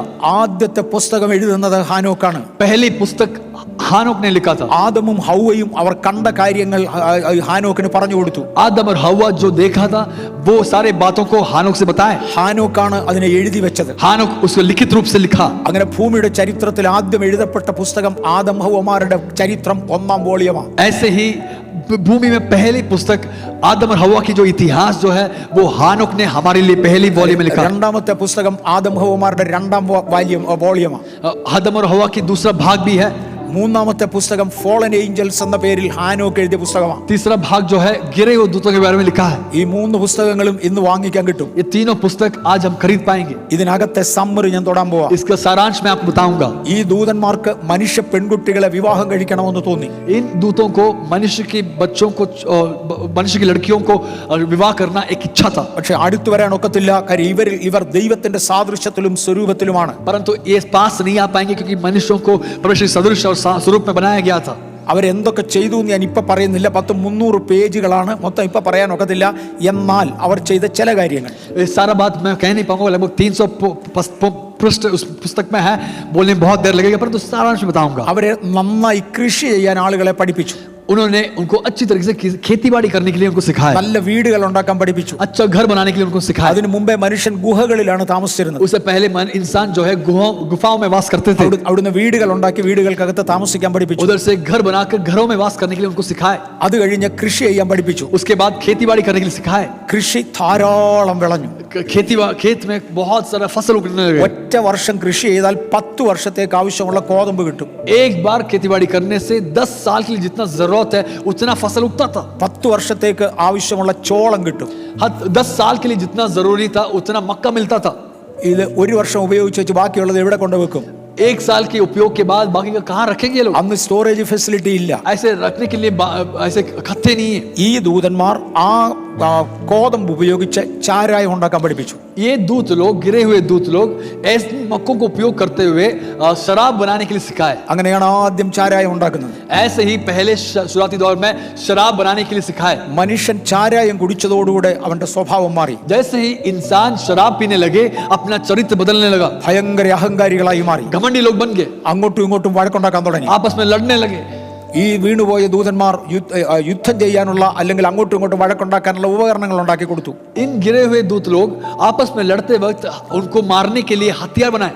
അന്ന് വടിയും കമ്പും കല്ലും ഷേപ്പ് ചെയ്യുക വേറൊന്നുമില്ല. उस जमाने पर लकड़ियां, डंडा हो गया, पत्थर को शेप बना के उसको हथियार बनाना है. അങ്ങനെ പുരുഷന്മാർ യുദ്ധം ചെയ്തു. ऐसे पुरुष लोग आपस में लड़ने लगे. പെൺകുട്ടികൾ മദ്യപിച്ചതോടെ ഭയങ്കരമായി അഹങ്കരിച്ചു. बहन लोग जब जैसे शादी दारू पीने लगे वो आपस में बहुत विद्रोह करने लगे. സാത്താൻ അവർ വീണുപോയ ദൂതന്മാർ അവരോട് പറഞ്ഞു, നിങ്ങളുടെ സൗന്ദര്യം വർദ്ധിപ്പിച്ചു തരാം. शैतान ने उनसे कहा कि आप लोगों की सौंदर्य को बढ़ा के दूंगा. അങ്ങനെ സൗന്ദര്യം വർദ്ധിപ്പിക്കാൻ പ്രവർത്തിച്ചു. ऐसे ही अपने रूप, अपने सुंदरता बढ़ाने के लिए तरीका सिखाए. ഞാൻ ഓരോന്നോരോന്ന് തൊടുകയാണ്. ആരും എന്നോട് ദയവായി പിണങ്ങരുത്. एक एक बात बताऊंगा, परंतु कोई मुझसे गुस्सा नाराज नहीं होना है. ആ പുസ്തകത്തിൽ എഴുതിയിരിക്കുന്നത്, उस पुस्तक में लिखा हुआ, പുസ്തകത്തിന്റെ കോപ്പി എൻ്റെ കയ്യിലുണ്ട്. उस पुस्तक की एक कॉपी मेरे पास है. ഒന്നാമത് അവരുടെ ചുണ്ടത്ത് ഒരു ചുമന്ന ചായം പരട്ടി. उन पहला जो है अपने होठों में लिपस्टिक लगाने के लिए सिखाए. അത് കണ്ടുടനെ അവർക്ക് തന്നെ തോന്നി ഞങ്ങൾ സുന്ദരികളാണ്. जैसे वो लगाने के लिए प्रारंभ किए उनको लगा कि हाँ ये बहुत सुंदरता बढ़ा रहे हैं. 2 അവരുടെ 10 നഖങ്ങളിൽ കളറടിച്ചു. दूसरा अपने नाखूनों में रंग बनाने के लिए नेल पॉलिश लगाने के लिए सिखाए. എല്ലാവർക്കും തോന്നുന്നു ഇപ്പൊ ഞങ്ങൾ പഴയതിനേക്കാളും സുന്ദരികളായി. इन लड़कियों को लगने लगा कि हमारी सुंदरता बढ़ रही है. അതിനെ തുടർന്ന് അവരെ ആഭരണങ്ങൾ അണിയിച്ചു. उसके बाद वे लोग अपने शरीरों में आभूषणों को पहनने के लिए सिखाए. ആഭരണങ്ങൾ ദൈവത്തിന്റെ സാദൃശ്യമല്ല. आभूषण परमेश्वर की सदृश नहीं है. അത് പൈശാചിക ദേവന്മാരുടെ സാമീപ്യമാണ്. गिरे हुए दूतों की सदृश है. ഈ രൂപങ്ങൾ അവർക്ക് അവരുടെ രൂപം മാറി തുടങ്ങി. इसके चलते अपना रूप बदलने लगा. തുടർന്ന് അവരെ ഡാൻസ് ചെയ്യാൻ പഠിപ്പിച്ചു. धीरे से नाचने के लिए सिखाए. ഡാൻസ് ചെയ്തതോടുകൂടെ ആഭരണങ്ങൾ ശരീരത്തുനിന്ന് പൊട്ടിത്തെറിച്ചു. जैसे ही नाचने लगे तो आभूषण टूटने लगा. ആഭരണങ്ങൾ ഉറപ്പിക്കുവാൻ എന്ന ഭാവേന ചെവിയിൽ കിഴുത്തയിട്ടു, മൂക്കിൽ കിഴുത്തയിട്ടു. इस आभूषण जो टूट जा रहा है नाचते वक्त तो उनको ना टूटे इसलिए कानों में और नाकों में और शरीरों की विभिन्न जगहों पर छेद लगाकर उसको स्थिर करने के लिए वो कोशिश ദൈവത്തിന്റെ സാദൃശ്യവും സ്വരൂപവും അവർക്ക് നഷ്ടപ്പെട്ടു. परमेश्वर सदृश और स्वरूप बदलने लगा. ദൈവം അവരെ വിട്ടുപോയി. परमेश्वर उनको छोड़ के चला गया. ശാപം അവരുടെ മേൽ വീണു. श्राप बढ़ते ही चला गया. അതിനെ തുടർന്ന് ഈ അശുദ്ധ ദൂതന്മാർ മനുഷ്യ പെൺകുട്ടികളെ വിവാഹം കഴിച്ചു. ऐसे ही अशुद्ध शक्तियां इन लड़कियों को विवाह करने लगे. ശാപത്തിന്റെ അളവ് വർദ്ധിക്കാൻ തുടങ്ങി. श्राप की वो गहराई बढ़ते गया. അതുകൊണ്ട് ദൈവം പിന്നൊരിക്കൽ അബ്രഹാമിന്റെ മക്കളെ വിളിച്ചേച്ചു പറഞ്ഞു, परमेश्वर ने एक बार अब्राहम की संततियों को बुला के बताया, നിങ്ങളുടെ ശരീരങ്ങൾ ദൈവത്തിന്റെ രൂപത്തിലാണെന്ന് മറക്കരുത്. इन व्यक्तियों को परमेश्वर पुकार के बोल रहे थे कि आपके शरीर परमेश्वर सदृश बना हुआ था. നിങ്ങളുടെ ശരീരങ്ങളെ അശുദ്ധമാക്കരുത്. आपके शरीरों को अशुद्ध नहीं करना. അത് ദൈവത്തിന്റെ സാദൃശ്യത്തിൽ തുടരണം. परमेश्वर सदृश में ही बना रहना. ഞാനിപ്പോ എല്ലാ വാക്യങ്ങളും എടുക്കുന്നില്ല, അങ്ങും ഇഞ്ഞും പറഞ്ഞു പോകുന്നത് മാത്രമേ ഉള്ളൂ. आज सारे वचनों को बोलने के लिए नहीं होगा, बस मैं बोलते ही जा रहा हूं. അതുകൊണ്ട് പറഞ്ഞു, പുരുഷന്മാർ മുടി വെട്ടുമ്പോൾ ജാതികൾ വെട്ടുന്നത് പോലെ വെട്ടരുത്. इसलिए पुरुष लोग जब अपना बाल काटेंगे जातीय तरीके से नहीं काटना, കാരണം അവർ മുടി വെട്ടുന്നത് ജാതികളുടെ ദൈവങ്ങളുടെ രൂപത്തിലാണ്. क्योंकि उस जमाने पर उस पुरुष लोग अपना बाल काटते वक्त उनकी देवी देवताओं की शैलियों में काटते थे. നിങ്ങളുടെ താടി വടിക്കുമ്പോൾ ജാതികളെ പോലെ അരുത്. अपनी दाढ़ी बनाते वक्त जातीय शैलियों में नहीं होना है. അവർ ജാതീയ ദൈവങ്ങളുടെ രൂപത്തിലാണ് പോകുന്നത്, നീ പോകരുത്. वो जातीय देवी देवताओं के रूप में ही चलते थे. നിന്റെ ശരീരത്തിൽ കിഴുത്ത ഉണ്ടാക്കരുത്. आपके शरीर में छेद नहीं लगना, നിന്റെ ശരീരത്തിൽ കളർ തേക്കരുത്. आपके शरीर में टैटूज नहीं लगना. ഇതെല്ലാം ദൈവവചനത്തിൽ അബ്രഹാമിന് പ്രമാണം കൊടുത്തു. परमेश्वर ने अब्राहम की संततियों को ये सारे नियमों को दिए. എന്നിട്ട് പറഞ്ഞു അബ്രഹാം അനുഗ്രഹിക്കപ്പെട്ടവനാ. इसके बाद परमेश्वर ने कहा कि अब्राहम आशीषित है. അബ്രഹാമിനോട് പറഞ്ഞു നിന്നെ അനുഗ്രഹിക്കുന്നവനെ കൂടെ ഞാൻ അനുഗ്രഹിക്കും. अब्राहम से परमेश्वर ने कहा कि तुझे जो आशीष करेंगे उनको मैं आशीष करूंगा. നീ ഒരു അനുഗ്രഹമായിരിക്കും. आप एक आशीष का कारण रहेगा. ഇങ്ങനെ അബ്രഹാം അനുഗ്രഹിക്കപ്പെട്ടു, ഇതര ജാതികൾ ദൈവത്താൽ ശപിക്കപ്പെട്ടു. इसी रीति से अब्राहम आशीषित रहा और दूसरे जाति लोग श्रापित रहे. ഇന്ന് ശാപങ്ങൾ വരുന്നതിന്റെ പ്രധാന മാർഗങ്ങളിൽ ചിലത് ഞാൻ തൊടാൻ ആഗ്രഹിക്കുന്നു. आज श्राप के प्रधान कारणों को मैं बताना चाहता हूं. ഞാൻ ഇത്രയും കാര്യങ്ങൾ ഒന്ന് വിശദമായി പഠിച്ചു വരണമെന്നുണ്ടെങ്കിൽ നമുക്കൊരു 15 ദിവസത്തിലും വേണം. इतना गहरे बातों को सीखना है, अगले 15 दिन चाहिए. മിക്കവാറും ഇതെല്ലാം ഈ കമ്പ്യൂട്ടറിൽ കിടപ്പുണ്ട്, ഈ പുസ്തകങ്ങളും എല്ലാം ഇതിനകത്തുണ്ട്. सारे पुस्तक इस कंप्यूटर में है. आपको जो चाहिए सारा इस पुस्तक इस कंप्यूटर में. ആവശ്യമുള്ളപ്പോൾ നമുക്ക് കാണാം. अगर आपको चाहिए आके देख सकते हैं. ഇത് മുഴുവനും തെളിവുള്ളതാണ്, തെളിവില്ലാത്തതൊന്നും ഞാൻ പറഞ്ഞിട്ടില്ല. सबका सबूत है, सबूत के बिना मैं कुछ नहीं बोलूंगा. അനുഗ്രഹത്തിന്റെയും ശാപത്തിന്റെയും പ്രധാന ലക്ഷണങ്ങളിലൂടെ ഇന്ന് പോകാം. आशीष और श्राप के मुख्य कारण लक्षणों को हम देखेंगे. ഞാൻ ഒരു കാര്യം കൂടെ തൊട്ടോട്ടെ. ചില തലമുറകൾ പ്രത്യേകിച്ചും ശപിക്കപ്പെട്ട തലമുറകളാണ്. मैं कुछ और विषयों को सिखाऊंगा. कुछ पीढ़ियां बहुत ही श्रापित रहेगा. നമ്മുടെ പിതാക്കന്മാരിൽ നിന്ന് വന്ന പല ശാപങ്ങളും ചില തലമുറകളുടെ മേൽ കാണും. हमारे माता पिताओं से पितरों से आया हुआ कुछ श्राप भी हमारे ऊपर आ सकता है. 25 വർഷങ്ങൾക്ക് മുമ്പേ മരിച്ചുപോയവരുടെ തലമുറയാണ് അനുഭവിച്ചതല്ല ഇതിനകത്തിരിക്കുന്ന നിങ്ങളും ഞാനും അനുഭവിക്കുന്നത്. लगभग 25 साल पहले जो गुजर गए थे उनकी पीढ़ी में जो अनुभव करने वाली समस्याओं का सामना आज हमारी इस पीढ़ी सामना नहीं कर रहे हैं. നമ്മുടെ തലമുറയിൽ വന്നുപോയ കൊറോണ ഉൾപ്പെടെ ഒരുപാട് പ്രശ്നങ്ങളുണ്ട്. हमारी इस पीढ़ी में आया हुआ कोरोना से मिलाकर बहुत सारे ऐसी समस्याएं हम देख पाएंगे. ഈ ബാംഗ്ലൂർ പട്ടണത്തിൽ സാമ്പത്തിക മാന്ദ്യത ഉണ്ടായ വർഷങ്ങൾ പലതാണ്. इस बेंगलोर शहर में आर्थिक मंदी आया हुआ बहुत सारी घटनाएं हम देख पाएंगे. ഇന്നും നമ്മുടെ ചർച്ചിനകത്ത് അങ്ങും ഇഞ്ഞും ചില മാർക്കിങ്ങുകളുണ്ട് കൊറോണയുടെ ഓർമ്മയാണ്. आज भी बेंगलोर शहर में इस कलीसिया में भी अगर फर्श में देखेंगे तो उस कोरोना की याद के लिए कुछ मार्किंग हम देख पाएंगे. ചില തലമുറകൾ ചില ശാപങ്ങളുള്ള തലമുറകളാണ്. इस पीढ़ी श्राप से पड़ा हुआ പ്രത്യേകിച്ചും ഒരു അന്ത്യ തലമുറയിലാണ് നമ്മൾ ഇത് പ്രത്യേക ശാപം വഹിക്കുന്നതാണ്. विशेष तौर से आखिरी पीढ़ी में हम लोग यहाँ खड़े हैं और आखिरी पीढ़ी में श्राप की घटनाएं बहुत ज्यादा है. അങ്ങനെയുള്ള തലമുറകൾ പ്രത്യേകിച്ച് ഇത് ശ്രദ്ധിക്കണം. ऐसे जो इस पीढ़ी जो है विशेष तौर से आप समझना है. ഞാൻ ഇന്ന് ശാപം വരുന്ന മാർഗങ്ങൾ പ്രധാനമായും തൊടുകയാണ്. आज आने वाली श्राप के कारणों को मुख्य तौर से बताऊंगा. ഒന്ന്, അന്യദൈവ സേവ ശാപം കൊണ്ടുവരും. पहला जो है अन्य देवी देवताओं की सेवा करना. നാം ആരെയാണ് ആരാധിക്കേണ്ടത്? किसको हम आराधना करना? ദൈവത്തെയാണ് ആരാധിക്കേണ്ടത്. परमेश्वर को ही आराधना करना. ദൈവം എന്നാൽ ആരാണ്? परमेश्वर कौन है? ആകാശവും ഭൂമിയും സമുദ്രവും അതിലുള്ളതൊക്കെയും സൃഷ്ടിച്ചവനാണ് ദൈവം. आकाश भूमि और समुद्र में रहने वाली सब चीजों को सृष्टि किया परमेश्वर ही परमेश्वर है. ഒന്നും ദൈവമല്ല. और कोई परमेश्वर नहीं है. ദൈവമാണ് സകലത്തെയും സൃഷ്ടിച്ചത്. परमेश्वर ही सब कुछ चीजों को सृष्टि किए. അത് അദ്ദേഹം മാത്രമേ ഉള്ളൂ ദൈവം. वो परमेश्वर ही परमेश्वर है. ആ ദൈവം അല്ലാത്ത വേറെ എന്തിനെയെങ്കിലും ആരാധിക്കുന്നെങ്കിൽ അത് അന്യദൈവ സേവയാണ്. उस परमेश्वर के अलावा किसी और को अगर आप आराधना कर रहेंगे तो वो अन्य देवी देवताओं की सेवा है. നമ്മൾ ആ ദൈവത്തെ സേവിക്കുമ്പോൾ हम लोग जब उनकी आराधना करेंगे നാം ദൈവത്തോട് മറുതലിക്കാൻ പാടില്ല. हम परमेश्वर से हम विद्रोह नहीं करना है. ദൈവത്തോട് മറുതലിക്കുക എന്ന ആശയത്തെ 2, 3, 4, 5 തരമായി ഞാൻ തിരിക്കാൻ പോവാ. परमेश्वर के विद्रोह करना हम 2-3 तरीके से हम समझने की कोशिश करेंगे. ഒന്ന്, പിതാവായ ദൈവത്തെ നാം ബഹുമാനിക്കണം, മാനിക്കണം, ആരാധിക്കണം. हम पहला जो है परमेश्वर के उनकी आराधना करना, उनको हम आदर करना. പിതാവാം ദൈവത്തോട് മറുതലിക്കുന്നവൻ ദൈവത്തോട് മറുതലിക്കുകയാണ്. परमेश्वर के विरोध में पिता परमेश्वर से अगर आप विद्रोह करेंगे तो हम परमेश्वर के विरोध में विद्रोह कर रहे हैं. 2, പുത്രനായ ക്രിസ്തുവിനെ നാം ആരാധിക്കണം. दूसरा जो है पुत्र यीशु मसीह की आराधना करना. പുത്രനെ ബഹുമാനിക്കാത്തവൻ ദൈവത്തെ ബഹുമാനിക്കുന്നില്ല. अगर हम परमेश्वर को आराधना नहीं करेंगे तो आदर नहीं करेंगे तो परमेश्वर की आराधना नहीं कर रहे हैं. 3, പരിശുദ്ധാത്മാവാം ദൈവത്തെ നാം ആരാധിക്കണം. तीसरा जो है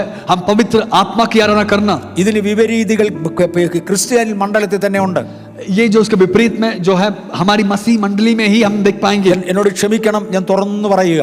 मुझे माफ करना, मैं खुल के बोल रहा हूँ. ഒന്നാമത് ഞാൻ പറഞ്ഞു പിതാവാം ദൈവത്തെ ആരാധിക്കണം. पहला जो है पिता परमेश्वर की आराधना करना. പക്ഷെ ക്രിസ്തീയ വിഭാഗത്തിൽ യേശു നാമക്കാരെന്നറിയപ്പെടുന്ന ഒരു ഗ്രൂപ്പ് ഉണ്ട്. परंतु मसीह मंडली ജീസസ് में ഓൺലി ഗ്രൂപ്പ്. मसीह मंडली में ही ओनली जीसस नाम का एक विभाग है। അവർ പിതാവാം ദൈവത്തെ ഇന്ന് ആരാധിക്കുന്നില്ല. वे लोग पिता परमेश्वर की आराधना नहीं करते हैं। അവർ പറയാറുള്ളത് പിതാവായ ദൈവം പണ്ട് ദൈവമായിരുന്നു, ഇപ്പൊ അതൊക്കെ പോയി. वे लोग कहते हैं कि पिता परमेश्वर पहले परमेश्वर थे, अब नहीं है। ഇന്ന് യേശുവാണ് സകലതും. अब यीशु मसीह ही सब कुछ। ഇനി പിതാവിനെ ആരാധിക്കാൻ മടിക്കുന്നവരുണ്ട്. आज पिता की आराधना करने वाले कुछ लोग हैं। അതാണ് ജീസസ് ഓൺലി ഗ്രൂപ്പ്. वही जो है ओनली जीसस ग्रुप। അവര് പറയുന്നത് പിതാവിനെ ആരാധിച്ചിട്ട് കാര്യമില്ല, പുള്ളിയുടെ ശക്തി പോയി. वे लोग बोलते हैं कि पिता परमेश्वर को आराधना करने की जरूरत नहीं है, Okay. उनकी सामर्थ्य चला गया। ഒന്നാമത്തെ വിഭാഗം പറയുന്നത് യേശുവിനെ ആരാധിക്കരുത്. കറക്റ്റ്. യഹോവ സാക്ഷികൾ എന്ന് പറയുന്ന ഒരു വിഭാഗമുണ്ട്. दूसरा जो है पुत्र परमेश्वर की निंदा करने वाले लोग वो केवल यहोवा परमेश्वर को ही आराधना करते हैं। അവർ പറയുന്നത് യേശുവിനെ ആരാധിക്കേണ്ട കാര്യമില്ല. यहोवा विटनेस लोग बोलते हैं कि यीशु मसीह की आराधना नहीं करना। മൂന്ന്, പരിശുദ്ധാത്മാവിനെ എതിർക്കുന്ന ഒരുപാട് പേര് ക്രിസ്ത്യ മണ്ഡലത്തിലുണ്ട്. तीसरा जो है पवित्र आत्मा के विरोध करने वाले बहुत सारे मसीह मंडली लोग हैं। പരിശുദ്ധാത്മാവിന്റെ പ്രവൃത്തികൾ അവർ അംഗീകരിക്കുന്നില്ല. पवित्र आत्मा की कामों को वो लोग मानते नहीं है। ഇങ്ങനെ പിതാവാം ദൈവത്തെ, പുത്രനാം ദൈവത്തെ, പരിശുദ്ധാത്മാവാം ദൈവത്തെ അതിനോട് മറുതലിക്കുന്നവൻ ദൈവത്തോട് മറുതലിക്കുന്നു. ऐसे ही परमेश्वर की पिता परमेश्वर पुत्र परमेश्वर पवित्र आत्मा के विरोध में अगर आप विद्रोह करेंगे तो परमेश्वर के विद्रोह कर रहे हैं। 4, ദൈവ വചനത്തോട് മറുതലിക്കുന്നവൻ ദൈവത്തോട് മറുതലിക്കും. चौथा जो है परमेश्वर की वचन के विरोध में अगर आप बात करेंगे परमेश्वर के विरोध में बात कर रहे हैं। ദൈവ വചനം പറഞ്ഞു നിങ്ങൾ രക്ഷിക്കപ്പെടണം, परमेश्वर के वचन कह रहे हैं कि आप उद्धार प्राप्त करना है, നിങ്ങൾ സ്നാനപ്പെടണം, आप बपतिस्मा लेना है, നിങ്ങൾ പരിശുദ്ധാത്മാവിനെ പ്രാപിക്കണം, आप पवित्र आत्मा को प्राप्त करना है, നിങ്ങൾ ഈ സാധാരണക്കാരിൽ നിന്ന് വേർപെട്ടവരായിരിക്കണം. आप साधारण लोग से अलग हुए लोग होना है। ദയവായി നിങ്ങൾ അപ്പോസ്തല പ്രവൃത്തികളുടെ പുസ്തകം 2-ാം അധ്യായം അവരവരുടെ സമയത്ത് വായിച്ചാൽ अपने अपने समय पर कृपया करके प्रेरितों की किताब दूसरे अध्याय पढ़ लेना। 32-38 മുതലുള്ള വാക്യങ്ങൾ. 38वीं वचन से लेकर के पढ़ लेना। പത്രോസ് 11 പേരോട് എഴുന്നേറ്റ് നിന്ന് ബാക്കി ജനത്തോട് പറയുന്നത്, पत्रोस 11 लोगों के साथ खड़े होकर वो बोलने वाली अंश है, നിങ്ങൾ മാനസാന്തരപ്പെടണം, आप मन फिराव को प्राप्त करना, ഓരോരുത്തൻ യേശു ക്രിസ്തുവിന്റെ നാമത്തിൽ സ്നാനമേൽക്കണം, हर एक व्यक्ति यीशु मसीह के नाम से आप बपतिस्मा लेना, പരിശുദ്ധാത്മാവിനെ പ്രാപിക്കണം. पवित्र आत्मा को प्राप्त करना। താഴോട്ട് വായിച്ചു വരുമ്പോൾ अगर आप नीचे की ओर अगर आप पढ़ेंगे നിങ്ങൾ വക്രതയുള്ള തലമുറയിൽ നിന്ന് മാറിയിരിക്കണം. आप स्टेडी जाति से अलगाव बनाए रखना। അത് പറയണം. 40-42 वाक्यത്തിൽ വരും അത്. 40 में हम देख पाएंगे നിങ്ങൾ വക്രതയുള്ള തലമുറയിൽ നിന്നും വേർപെട്ടിരിക്കണം. हम इस टेढ़ी जाति से आप अलग रखना। മറ്റു പല വാക്കുകളാലും അവരോട് സാക്ഷ്യം പറഞ്ഞു. ऐसे अनेक वचनों के द्वारा उनकी गवाह बनाए। ഈ വക്രതയുള്ള തലമുറയിൽ നിന്ന് നിങ്ങൾ മാറിയിരിക്കണം. इस टेढ़ी जाति से आपको बचे रहना है। അവർ കളർ അടിച്ചെന്ന് വരും, ശരീരം കിഴിച്ചെന്ന് വരും, നിങ്ങൾ അതിന്റെ പുറകെ പോകരുത്. इस टेढ़ी जाति जो है, इस पीढ़ी जो है अपने शरीर में रंग लगाएंगे, छेद बनाएंगे, परंतु आप उन सारी चीजों से अलग रहना। ഇവിടെ ഒരു കാര്യം കൂടെ ഞാൻ എടുത്തു പറയാം. मैं इधर एक और बात बताऊंगा। മാനസാന്തരപ്പെടണമെന്നത് ഒറ്റ വാക്കുകൊണ്ട് പറഞ്ഞു. मन फिराव के बारे में एक बात से कहे। സ്നാനപ്പെടണമെന്നത് ഒരു വാക്കുകൊണ്ട് പറഞ്ഞു. बपतिस्मा के बारे में एक बात से कहे। പരിശുദ്ധാത്മാവിനെ പ്രാപിക്കണമെന്നത് ഒരു വാക്കുകൊണ്ട് പറഞ്ഞു. पवित्र आत्मा के बारे में एक शब्द में कहे। പക്ഷെ വേർപാടിനെ കുറിച്ച് പറയുമ്പോൾ ഒരു വാക്കല്ല, परंतु टेढ़ी जाति से अलगाव बनाए रखने के लिए एक शब्द में नहीं बताया, പല വാക്കുകളാലും സാക്ഷ്യം പറഞ്ഞു. अनेक गवाहियों से उन्हें देखकर बताया। കാര്യം അതിന്റെ വിശദീകരണങ്ങൾ വലുതാണ്. അങ്ങനെ അവരോട് പറഞ്ഞു. क्योंकि इसमें लिखा है कि बहुत सारे बातों से गवाही देकर समझाए, क्योंकि उसका विवरण बहुत ज्यादा है। നാം ദൈവത്തിന്റെ വചനം അനുസരിച്ചേ മതിയാകും. क्योंकि हम परमेश्वर के वचनों की पालन करना जरूरी है। അടുത്തത് ദൈവിക അധികാരങ്ങളോട് മറുതലിക്കരുത്. അത് ദൈവത്തോട് മറുതലിക്കുന്നതിന് തുല്യമാണ്. पांचवा जो है परमेश्वर के अधिकार के विरोध में विद्रोह नहीं करना। अगर आप विद्रोह करेंगे तो परमेश्वर के विरोध में आप विद्रोह कर रहे हैं। മക്കളുടെ മേൽ മാതാപിതാക്കൾക്ക് ദൈവദത്തമായ ഒരു അധികാരമുണ്ട്. बच्चों के ऊपर माता पिताओं के लिए एक विशेष परमेश्वर के लिए एक अधिकार है। ഭാര്യയുടെ മേൽ ഭർത്താവിന് ദൈവദത്തമായ ഒരു അധികാരമുണ്ട്. पत्नियों के ऊपर पति के अंदर परमेश्वर एक अधिकार है। സഭാ വിശ്വാസികളുടെ മേൽ സഭാ അധ്യക്ഷന് അല്ലെങ്കിൽ പാസ്റ്റർക്ക് ഒരു അധികാരമുണ്ട്. कलीसिया के विश्वासियों के ऊपर, कलीसिया के पासवानों को अधिकारों के ऊपर एक विशेष परमेश्वर एक अधिकार है। ദൈവിക അധികാരത്തോട് മറുതലിക്കുന്നവൻ ദൈവത്തോട് മറുതലിക്കുന്നു. इन अधिकारों के विरोध में अगर आप विद्रोह करेंगे तो परमेश्वर के विरोध में आप विद्रोह कर रहे हैं। അങ്ങനെയാണെങ്കിൽ ഒന്നാമത്തെ പാപം ഞാൻ പറഞ്ഞു അന്യദൈവ സേവ. ऐसे ही परमेश्वर के विरोध में जो पाप करना है वो पहला जो है अन्य देवताओं की सेवा। അത് ഞാൻ വിശദീകരിച്ചോളാം. उसके बारे में बताऊंगा। 2, ദൈവത്തോടുള്ള മറുതലിപ്പ്. दूसरा दिव्यत्व के विरोध में आगे विद्रोह करना। ദൈവത്തോടുള്ള മറുതലിപ്പിനെ പിതാവിനോടും പുത്രനോടും പരിശുദ്ധാത്മാവിനോടും ദൈവവചനത്തോടും മറുതലിപ്പാകാം. परमेश्वर के विरोध में अवज्ञा करना, पिता पुत्र आत्मा और परमेश्वर के वचन के विरोध में अवज्ञा करना है। ദൈവ അധികാരത്തോടുള്ള മറുതലിപ്പാകാം. परमेश्वर के अधिकारियों के विरोध में विद्रोह करना है। ഇനി ഞാൻ തിരിച്ച് അടുത്ത ഭാഗത്തേക്ക് വരട്ടെ. അന്യദൈവ സേവ. अगले भाग की ओर आऊंगा, अन्य देवी देवताओं की सेवा। ആ അന്യദൈവ സേവയെയും പല ഭാഗങ്ങളായി തിരിക്കാം. ऐसे अन्य देवी देवताओं की सेवा जो है अनेक तरीके से हम देख पाएंगे। 1, അന്യദൈവങ്ങളെ വ്യത്യസ്ത പേരുകളിൽ വിളിച്ചാരാധിക്കാം. ऐसे एक जो है अन्य देवी देवताओं को अनेक नामों से पुकारना. ദൈവം ഒന്നേ ഉള്ളൂ. परमेश्वर एक ही है. നമ്മുടെ ദൈവം ത്രിയേക ദൈവമാണ്. हमारा परमेश्वर त्रिएक परमेश्वर है. ത്രിയേകം എന്ന് പറഞ്ഞാൽ 3 വ്യക്തിത്വങ്ങൾ ഒരുമിച്ച് കൂടും. त्रिएक परमेश्वर का मतलब 3 व्यक्तित्व एक साथ मिलना. അവരെ ഒരേ സ്വഭാവമാണ്, वो एक स्वभाव के हैं, ഒരേ തീരുമാനമാണ്, एक ही निर्णय है, ഒറ്റ ആശയമേ ഉള്ളൂ. एक ही इच्छा है, തമ്മിൽ ആശയ വ്യത്യാസമില്ല. एक ही सोच विचार है. ഞാന് ദേഹം, ദേഹി, ആത്മാവ് ഇത് മൂന്നും ഉള്ള ഒരു വ്യക്തിത്വമായതുപോലെ मैं शरीर प्राण आत्मा एक इंसान के अंदर रहने के समान. പിതാവും പുത്രനും പരിശുദ്ധാത്മാവും ഏക ദൈവമാണ്, ഒറ്റ സ്വഭാവം. पिता पुत्र पवित्र आत्मा एक ही समान है, एक ही स्वभाव के, एक ही चरित्र के हैं. ഇതര മതങ്ങളിലേക്ക് വരുമ്പോൾ ദൈവങ്ങൾ തമ്മിൽ കടിപിടി ഉണ്ടാക്കും. अनेक देवी देवताओं के बीच में अगर आप जाएंगे आपस में लड़ते हैं, അവർ തമ്മിൽ ഒരു സഹകരണവും ഇല്ല. आपस में कोई समझौता नहीं है. ഒന്നിന് വേറൊന്ന് വിരോധിയാ. एक देवी को दूसरे देवी से उनका ताल्लुकात नहीं रहता है. പക്ഷെ സാക്ഷാൽ സ്ത്രീയേക ദൈവം അതല്ല. परंतु सच्चाई में त्रिएक परमेश्वर का दिव्यत्व में यह नहीं है. അടുത്തത് ഞാൻ M.A. വർഗീസ് എന്ന് പറയുന്ന ഒരു വ്യക്തിയാ. दूसरा जो है M.A. वर्गीस नाम का मैं एक व्यक्ति हूँ. എനിക്ക് 2 കൈയുണ്ട്, 2 കാലുണ്ട്, 2 കണ്ണുണ്ട്, പലതുമുണ്ട്. मुझे 2 हाथ है, 2 पैर है, 2 आंख है, ऐसे बहुत सारा चीज है. പക്ഷെ ഇതെല്ലാം കൂടെ ഒന്നിച്ച് ഒറ്റ കോർഡിനേഷനിലാണ് ജോലി ചെയ്യുന്നത്. परंतु ये सारा चीज एक ही कोऑर्डिनेशन में चलता है. എനിക്ക് എന്തെങ്കിലും ഒന്ന് എടുക്കണമെങ്കിൽ मुझे कुछ उठाना है, എന്റെ കൈ അങ്ങോട്ട് നീളും, കാലും അങ്ങോട്ട് തന്നെ പോകും. मेरा हाथ बढ़ेगा, मेरा पैर भी उधर बढ़ेगा, എന്റെ കണ്ണ് അത് തന്നെ നോക്കും. मेरा आंख उसी को ही नजर लगाए रहता है. എന്റെ ശരീരത്തിന്റെ എല്ലാ അവയവങ്ങളും ഒരുമിച്ച് ഒന്നായി പ്രവർത്തിക്കും. मेरे शरीर के सारे अवयव जो है सारे एक ही कोऑर्डिनेशन में काम करता है. ഇതുപോലെയാണ് ത്രിയേകനായ ദൈവം. ऐसे ही त्रिएक परमेश्वर. ദൈവത്തെ അന്യ ദൈവങ്ങൾക്ക് പല പേരുകളാണ്, मूर्ति अन्य पराय देवताओं को अनेक नाम है, പല സ്വഭാവങ്ങളാണ്, अनेक स्वभाव है, പല ആശയങ്ങളാണ്. अनेक आशय है. അതുകൊണ്ട് അത് ദൈവമല്ല എന്ന് മനസ്സിലാവും. इसलिए आप समझ पाएंगे कि ये सब सच्चा खुदावन परमेश्वर नहीं है. അന്യ ദൈവ സേവയെ പല തട്ടുകളായി തിരിക്കുന്നതിൽ ഒന്ന് പല പേരുകളിൽ വിളിച്ചാരാധിക്കുന്നത്. पराय देवताओं की उपासना करना अनेक श्रेणियों में हम देख पाएंगे. पहला है उसके नाम पुकार कर उसको आराधना करना. 2 വിഗ്രഹാരാധന അന്യ ദൈവ സേവയുടെ ഭാഗമാണ്. दूसरा मूर्ति पूजा जो है, विग्रह आराधना जो है उसी देवी देवताओं की उपासना है. ദൈവത്തിന്റെ രൂപം ഉണ്ടാക്കുവാൻ ദൈവം അനുവദിച്ചിട്ടില്ല. परमेश्वर की रूप बनाना परमेश्वर ने अनुमति नहीं दी. ബൈബിൾ പറഞ്ഞു, മീതെ ആകാശത്തിലെങ്കിലും താഴെ ഭൂമിയിലെങ്കിലുമുള്ള യാതൊന്നിന്റെയും പ്രതിമ ഉണ്ടാക്കരുത്. इस बाइबल हमें सिखाती है कि ऊपर आकाश में, धरती पर या धरती के नीचे समुद्र में किसी का रूप नहीं बनाना. അതിന്റെ മുമ്പിൽ വണങ്ങരുത്. उसके सामने दंडवत नहीं करना. എന്തുകൊണ്ടാണ്? ഒരുപാട് ആശയങ്ങളുടെ ഞാൻ 1-2 ആശയങ്ങൾ പറയാം. किस लिए ऐसा नहीं करना, 1-2 चिंतन बताऊंगा. ദൈവത്തിന്റെ രൂപം ഉണ്ടാക്കാൻ കൊള്ളാവുന്ന ഒരു വസ്തു ഭൂമിയിലില്ല. परमेश्वर की रूप बनाने के लिए लायक ऐसे वस्तु इस धरती पर नहीं है. ഞാനൊരു ഉദാഹരണം കൊണ്ടത് പറയാം. मैं एक उदाहरण से आपको समझाऊंगा. ഞാൻ ഒരിക്കൽ കോളാറിലുള്ള ഒരു സഹോദരൻ എൻ്റെ ഒരു ചിത്രം, എൻ്റെ ഒരു പടം വരച്ചു. कोलार में एक भाई जो है मेरा एक रूप जो है अपने एक चित्र बनाए. എവിടെയാ പടം വെച്ചിരിക്കുന്ന എനിക്കറിയത്തില്ല. എനിക്കത് കണ്ടിട്ട് ഒരു വിരോധവും തോന്നിയില്ല. मुझे वो देखने में कोई विरोध तो नहीं था. പക്ഷേ കഴിഞ്ഞ ദിവസം വേറൊരു സഹോദരൻ രാജസ്ഥാനിൽ നിന്ന് ഇവിടെ വന്നു. पिछले दिनों में राजस्थान से एक भाई इधर आए. അദ്ദേഹം ഒരു തടിയേല് എൻ്റെ തന്നെ പടം വരച്ചു തന്നിട്ടുണ്ട്. उन्होंने एक लकड़ी में मेरा चित्र काट के दिए. പക്ഷെ അത് കണ്ടാൽ അങ്ങനെ എന്നെ പോലെ അല്ല ഇരിക്കുന്നത്. पर दिखने में मेरे समान तो नहीं है. എനിക്ക് പേപ്പറിൽ വരച്ച പടത്തിന്റെ അത്രയും ഇത് ഇഷ്ടപ്പെട്ടില്ല. കാര്യം ഇത് കണ്ടാൽ ഒരല്പം വ്യത്യാസം. पेपर में जैसे बनाया था उतना मुझे पसंद नहीं आया, क्योंकि दिखने में इस जो खुदाई किया जो लकड़ी से बना हुआ जो मूर्ति है वो उतना दिखने में समान नहीं है. മനുഷ്യന്റെ രൂപങ്ങളൊക്കെ ഉണ്ടാക്കുന്നവരുണ്ട്. मनुष्यों की रूप बनाने वाले बहुत सारे लोग हैं. നിങ്ങൾ ഇതേ മെയിൻ റോഡിലൂടെ പോകാമെങ്കിൽ ഒരു 150 മീറ്റർ കഴിയുമ്പോൾ അവിടെ കുറച്ച് മനുഷ്യരുടെ രൂപങ്ങൾ ഉണ്ടാക്കി വെച്ചു. इसी सर्विस रोड से अगर आप जाएंगे तो उधर हम मनुष्यों की रूप बनाए हुए आप देख पाएंगे. ഞാൻ എവിടെയെങ്കിലും പോയി വരുമ്പോൾ നിങ്ങളിൽ ആരെങ്കിലും ഒരാൾ എൻ്റെ ഒരു രൂപം ഒരു മാർബിൾ കല്ലിൽ ഉണ്ടാക്കി വെച്ചാൽ, अगर आप में से कोई मेरा जो रूप जो है इन मार्बल पत्थर में अगर आप बना के रखेंगे, നന്നായിട്ട് ഉണ്ടാക്കിയിട്ടുണ്ടെങ്കിൽ, अगर आप सुंदर तरीके से मेरे ही चित्र मेरे रूप में बनाए हैं എനിക്കത് ഇഷ്ടമായിരിക്കും. तो मुझे बहुत पसंद आएगा. പക്ഷെ നിങ്ങൾ മാർബിൾ കല്ല് കൊണ്ട് ഉണ്ടാക്കുന്നതിന് പകരം परंतु अगर आप मेरी जो मूर्ति इस मार्बल पत्थर में बनाए की बजाय കച്ചി കൊണ്ട് ഉണ്ടാക്കിച്ച് എൻ്റെ സഫാരി ഷർട്ട് എടുത്ത് ഇടിച്ചാലോ?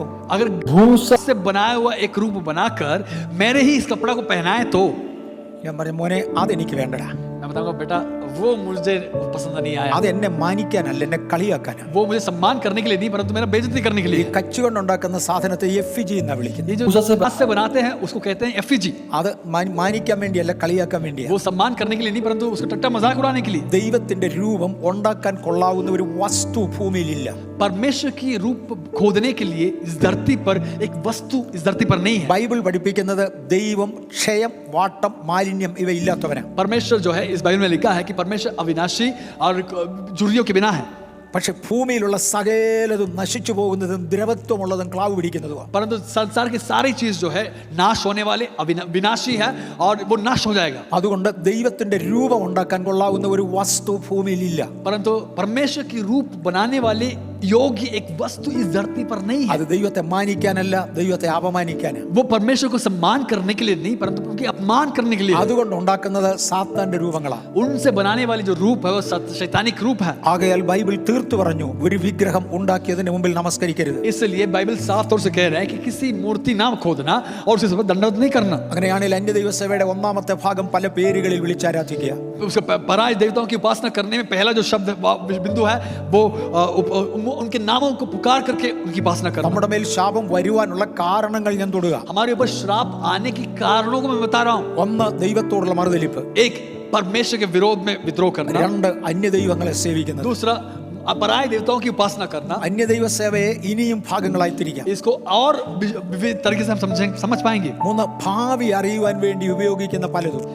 तीसरा जो है भविष्य जानने के लिए उपयोग करने वाले अनेक तरीके. നമ്മൾ അകത്തോട്ട് ഇറങ്ങി വരുമ്പോൾ കാണാം നമ്മിൽ പലർക്കും ഒക്കെ ഉണ്ട് ഈ പ്രശ്നമാണ്. हम लोग अगर गहराई से समझेंगे, हम में से बहुत सारे लोग भी ये किए होंगे. ഭാവി അറിയാൻ കൈ നോക്കുക, भविष्य जानने के लिए हाथ देखना, തന്റെ ഹോറോസ്കോപ്പ് നോക്കുക. हॉरोस्कोप, ഇതുപോലുള്ള പല മെത്തേഡുകളുണ്ട് നമ്മുടെ ഭാവിയിൽ എന്ത് സംഭവിക്കുമെന്ന് അറിയാം. ज्योतिषों के पास जाना, ऐसे हमारे भविष्य में क्या होगा, कैसे होगा, जानने के लिए विभिन्न लोगों के पास ഇത് जाना. മുഴുവനും അന്യദൈവ സേവയുടെ ഭാഗമാണ്. ये सब जो है, ये सब अन्य पराय देवताओं की उपासना करने के तुल्य है. അടുത്തത്, സ്പർശനത്താൽ ശരീരത്തിൽ തൊട്ടിരുന്നാൽ അനുഗ്രഹം കിട്ടും അല്ലെങ്കിൽ നന്മ കിട്ടും എന്ന് കരുതുന്ന പലതും. चौथा जो है शरीर में स्पर्श करके रखने वाली, उससे भलाई होने के लिए स्पर्श योग्य कुछ चीजों को लगा के रखना. ഞാൻ പറഞ്ഞോട്ടെ, ആർക്കും പിണക്ക് തോന്നരുതേ. मुझसे नाराज नहीं होना.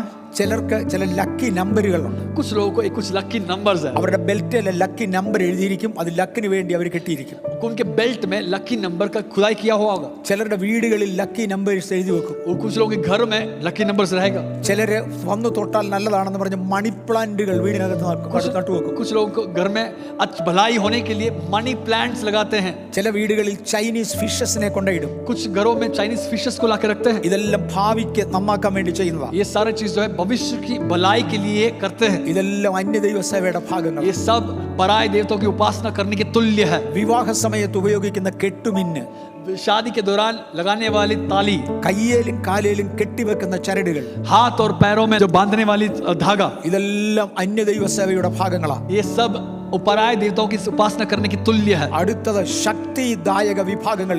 ഇത് കിട്ടിയാൽ ശക്തി കിട്ടും എന്ന് കരുതുന്നത്. दूसरा जो है शक्ति देने वाले बहुत सारी चीजें. ചില ചെടികളിൽ ശക്തിയുണ്ട് എന്ന് ആളുകൾ കരുതുന്നു. कुछ लोग मानते हैं कि कुछ पौधों में सामर्थ्य है. ഞാൻ ഓരോന്നിന്റെ പേര് പറയുന്നില്ല, പക്ഷേ അതെല്ലാം അന്യദൈവ സേവയുടെ ഭാഗങ്ങളാണ്. मैं सबका नाम नहीं बताऊंगा, परंतु ये सब पराय देवताओं की उपासना करने के तुल्य है. ഞാൻ ഒരു കൊച്ചു ഉദാഹരണം പറയാം. मैं एक छोटा सा उदाहरण बताऊंगा. കേരളത്തില് ഈ മന്ത്രവാദങ്ങൾ, ഇതുപോലുള്ള തന്ത്രവിദ്യകൾ, ശാസ്ത്രം ഇതെല്ലാം പഠിപ്പിക്കുന്ന ആളുകളുണ്ട്, അത് ചെയ്യുന്ന ആളുകളുണ്ട്. केरल में तंत्र मंत्र सिखाने वाले, शास्त्र के बारे में सिखाने वाले ऐसे बहुत सारे लोग केरल में हैं.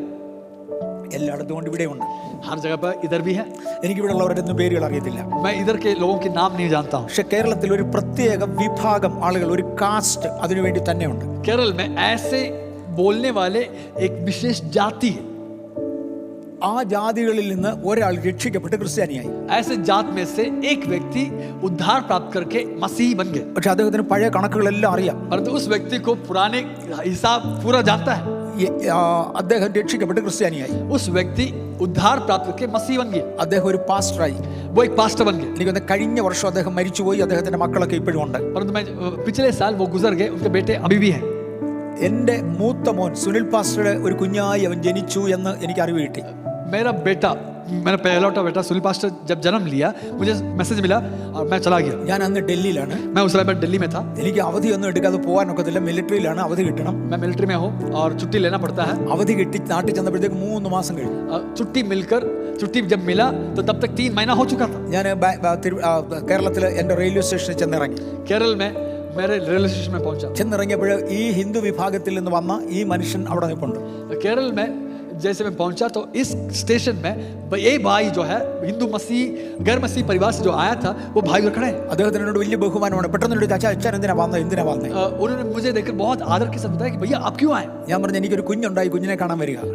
मैंने बताया कि मुझे एक बेटा हुआ, उस बेटे को देखने के लिए आ रहा हूँ. അദ്ദേഹം പറഞ്ഞു, ഞാനും അറിഞ്ഞു കുഞ്ഞുണ്ടായി, ഞാനും കൂടെ വരിക, നമുക്ക് ഒന്നിച്ച് പോയി കുഞ്ഞിനെ കാണാം. उन्होंने बताया कि मुझे भी सुनने में आया कि आपका बेटा हुआ है, मैं भी आऊंगा आपके साथ देखने के അങ്ങനെ लिए. ഞങ്ങൾ രണ്ടുപേരും കൂടെ പോയി കുഞ്ഞിനെ കണ്ടു.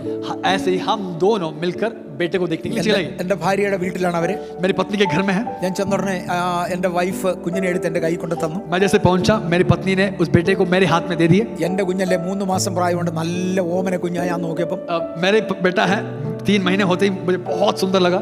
ഞാനൊരു ഉമ്മയൊക്കെ കൊടുത്തു. मैंने एक चुमा दिया. കുറച്ചു നേരം കഴിഞ്ഞ് ഞാൻ കുഞ്ഞിനെ തിരിച്ചു കൊടുത്തു. कुछ देर के बाद मैं उस बेटे को अपने माँ के हाथ में दे दिया. ഈ മനുഷ്യൻ എന്നോട് ഒരു ചോദ്യം ചോദിച്ചു. ये जो भाई मुझसे एक सवाल पूछे, ध्यान से सुनिएगा. അച്ഛാ, ഈ കുഞ്ഞിന്റെ ആരയ്ക്ക് ഒരു കറുത്ത ചരടച്ചായി കിട്ടിയിട്ടുണ്ടല്ലോ?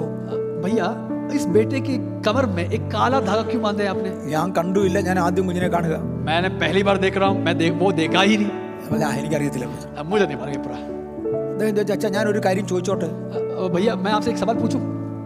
നിങ്ങൾക്ക് കുടുംബത്തിൽ സ്വന്തം ദൈവങ്ങളുണ്ടോ? കുടുംബവക ദേവന്മാർ വല്ലതും ഉണ്ടോ? आपको कोई कुल देवता है क्या? നീ എന്തോ വർത്താനം ചോദിക്കുന്നത്? എനിക്കില്ല, നിനക്ക് അറിഞ്ഞൂടെ? क्या बात कर रहे हो? आप जानते हैं कि हमारे पर में कोई कुल देवता नहीं? ഇല്ല, പിന്നെ ഈ കുഞ്ഞിന് എന്തിനാ കറുത്ത ചരട് കെട്ടിയെന്ന് എനിക്ക് അറിയണ്ടേ? अगर आपको कुल देवता नहीं है तो क्यों काला धागा बांधे आपने उस कमर में? ബ്രദറെ, എനിക്ക് അറിയാൻ വയ്യാന്ന് പറഞ്ഞല്ലോ. मेरा भाई मैं जानता नहीं हूँ मुझे किस लिए बांधा അപ്പൊ है. ഇങ്ങനെ പറഞ്ഞ അറിയാൻ വയ്യെങ്കിൽ എന്നോട് ചോദിച്ചാൽ ഞാനാണ് ഇതിന്റെ കെട്ടിക്കുന്ന ആള്. अगर आप नहीं जानते मुझसे पूछ लेना, मैं ही इसको सिखा, मैं ही करता हूँ. കാരണം ആ ജാതിപ്പെട്ടതാ ഞാൻ. क्योंकि मैं उस जात का हूँ. സ്വന്തം വീടുകളിൽ കുലദൈവങ്ങൾ ഉണ്ടെങ്കിൽ अगर मेरे घर में कुल देवता है, ആ കുലദൈവത്തിന്റെ മുമ്പിൽ കുഞ്ഞിനെ അടിയറ വെക്കാനാണ് കറുത്ത ചരട് കെട്ടുന്നത്. कुल देवताओं के सामने बच्चे को समर्पण करने के लिए काला धागा बांधते हैं. ബ്രദറെ, എനിക്കറിയാൻ വയ്യ. मैंने बताया भैया मैं नहीं जानता. അദ്ദേഹം പറഞ്ഞു, കുലദൈവങ്ങൾ ഇല്ലെങ്കിൽ आप उन्होंने मुझसे पूछा कि कुल देवता अगर नहीं है, അച്ഛൻ കെട്ടേണ്ടത് ചുമന്ന ചരടാ. अगर आपको नहीं है तो आपको बांधना है लाल धागा. അത് ദുഷ്ടദൈവങ്ങളോട് എന്റെ കുഞ്ഞിനെ ഒന്നും ഉപദ്രവിക്കല്ലേ, ചോര കുടിക്കല്ലേ എന്ന് പറയാൻ വേണ്ടിയാ. दुष्ट देवताओं के सामने मेरे बेटे को तंग मत करना, वो मेरा बेटे की खून नहीं पीना, ये बताने के लिए एक लाल धागा बांधते हैं. ഇത് രണ്ടും അല്ലെങ്കിൽ മഞ്ഞയുള്ള നിറമാണ് കെട്ടേണ്ടത്. अगर ये दोनों नहीं है तो आपको पीला धागा बांधना है. മഞ്ഞ നിറത്തിന്റെ പ്രത്യേകത, ये पीला धागा की विशेषता क्या है? അത് സ്നേഹം കൊണ്ടുവരുന്ന ഒരു ദേവതയുണ്ട്, ആ പുള്ളിക്ക് അടിയറ വെക്കുക. वो प्रेम लेके आने वाला एक देवता है, उसके अधीन करना है. കുഞ്ഞ് ഞങ്ങളെ സ്നേഹിച്ച് ഞങ്ങൾക്ക് കീഴടങ്ങിയൊക്കെ പോകണമെന്ന്. वो बेटा मुझे मेरे अनुशासन में मुझे पालन करते हुए जीना है, उसको सिखाने के लिए उस देवता के अधीन करते हैं. അച്ചായം കെട്ടിയിരിക്കുന്നത് കറുത്ത ചരടാണത്, തെറ്റാ. आपने जो बांधे हैं वो काला धागा है, वो गलत है. എനിക്ക് അന്ന് മനസ്സിലായത് ഇതിനൊക്കെ അർത്ഥമുണ്ട്. तो उस दिन मुझे पता हुआ कि इस सारी चीजों का एक अर्थ है. അർത്ഥമില്ലാത്തതൊന്നും ആരും ചെയ്യത്തില്ല. मतलब के बिना कोई कुछ नहीं करते हैं. നമ്മൾ അർത്ഥം അറിയുന്നില്ല എന്നുള്ളത് വേറൊരു കാര്യം. हम जानते नहीं है, वो दूसरी बात है. ഞാൻ എൻ്റെ ഭാര്യയോട് പറഞ്ഞു, മൂർച്ചയുള്ള കത്രികയോ ബ്ലേഡോ പിച്ചാത്തിയോ കിട്ടുന്ന ആദ്യം കൊണ്ടുവരാൻ പറഞ്ഞു. मैंने पत्नी से बताया कि तुरंत एक सीजर, एक चाकू या कोई ब्लेड है तो लेके आ जाना. എന്തോ കിട്ടി, ഞങ്ങൾ മുറിച്ചു കളഞ്ഞു. कुछ मिला, मैं काट दिया. പിന്നെ എൻ്റെ കുടുംബത്തിൽ കുഞ്ഞുങ്ങൾക്ക് ആർക്കും ഒരു ചരടും കെട്ടിയിട്ടില്ല. उसके बाद मेरे परिवार में किसी की कमर हम बांधे नहीं है. ഇപ്പൊ എനിക്ക് മക്കളും കൊച്ചുമക്കളും എല്ലാം കൂടെ 6 പേരുണ്ട്. अब बेटे और पोते सब मिला के लगभग 6 लोग हैं. നല്ല ആരോഗ്യം എല്ലാവർക്കും. सबको अच्छे स्वास्थ्य है. ഞങ്ങൾ ആർക്കും ഒരു ചരടും കെട്ടിയിട്ടില്ല. किसी को हम लोग धागा नहीं बांधे. ഈ കെട്ടുന്നത് സ്പർശനത്താൽ നന്മ കിട്ടും എന്ന് കരുതി ചെയ്തതാ. ये बांधने का कारण क्या है? स्पर्श से आपको आशीष मिलता है. നിങ്ങൾക്ക് മനസ്സിലായോ? आपको समझ में आया? ഇത് അന്യദൈവ സേവയുടെ ഭാഗം. ये अन्य पराय देवताओं की उपासना करने के समान. ശാപം വന്നു കയറുന്ന വഴികളാണ് ഞാൻ വിശദീകരിച്ചുകൊണ്ടിരിക്കുന്നത്. मैं जो बोल रहा हूँ, सिखा रहा हूँ, श्राप आने की जरिया बता रहा हूँ. എവിടെയെങ്കിലും ശാപം പൊട്ടിയെങ്കിൽ ജനം അത് അനുസരിച്ചത് കൊണ്ടാ പൊട്ടിയത്. अगर कहीं श्राप टूटा है तो लोग उसको पालन करने के कारण ही वो श्राप टूटा है. ഞാൻ ഇവിടെ കൊണ്ട് ആ ഭാഗം വിടുകയാണ്. इधर से वो भाग को हटाओ, बंद करूंगा. അങ്ങനെ ശാപം കൊണ്ടുവരുന്ന മാർഗങ്ങൾ, ऐसे ही श्राप आने वाली तरीका, ഒന്ന് ദൈവത്തോടുള്ള മറുതലിപ്പ്, एक परमेश्वर के विरोध में विद्रोह करना, 2 അന്യദൈവങ്ങളെ സേവിക്കുന്നത്, दूसरा पराय देवताओं की उपासना करना, 3 മാതാപിതാക്കളെ ബഹുമാനിക്കാതിരിക്കുക, दूसरा तीसरा माता पिता के सम्मान आदर ना करना. നമ്മുടെ മാതാപിതാക്കളെ ബഹുമാനിക്കണം എന്നത് ദൈവവചനത്തിന്റെ കൽപ്പനയാണ്. माता पिता की आदर सम्मान करना परमेश्वर की वचन की आज्ञा है. പക്ഷെ 1ാം സ്ഥാനം ദൈവത്തിനാണ്. परंतु पहले स्थान जो है परमेश्वर को ही रहेगा। ഒരപ്പനോ അമ്മയോ ദൈവത്തിന് വിരോധമായി സംസാരിക്കുന്നെങ്കിൽ അനുസരിക്കാൻ പാടില്ല. एक माता पिता अगर परमेश्वर के विरोध में बात कर रहे हैं तो उनकी आज्ञा पालन नहीं करना। ബൈബിൾ വ്യവസ്ഥയ്ക്ക് വിരോധമായി പറഞ്ഞാൽ അനുസരിക്കാൻ പാടില്ല. अगर उनकी बोली जो है परमेश्वर की वचन के विरोध में है तो वो आज्ञाओं को पालन नहीं करना। പക്ഷേ അവരെ ബഹുമാനിക്കുന്നത് ദൈവവചനത്തിന്റെ തത്വമാണ്. परंतु उनकी आदर सम्मान करना परमेश्वर की वचन की आज्ञा है। അടുത്തത് സാധുക്കളെ പീഡിപ്പിക്കുന്നത് ശാപകാരണമാണ്. दूसरा है, चौथा है गरीबों की सताना। അത് വിശദീകരിക്കേണ്ടതുണ്ട്.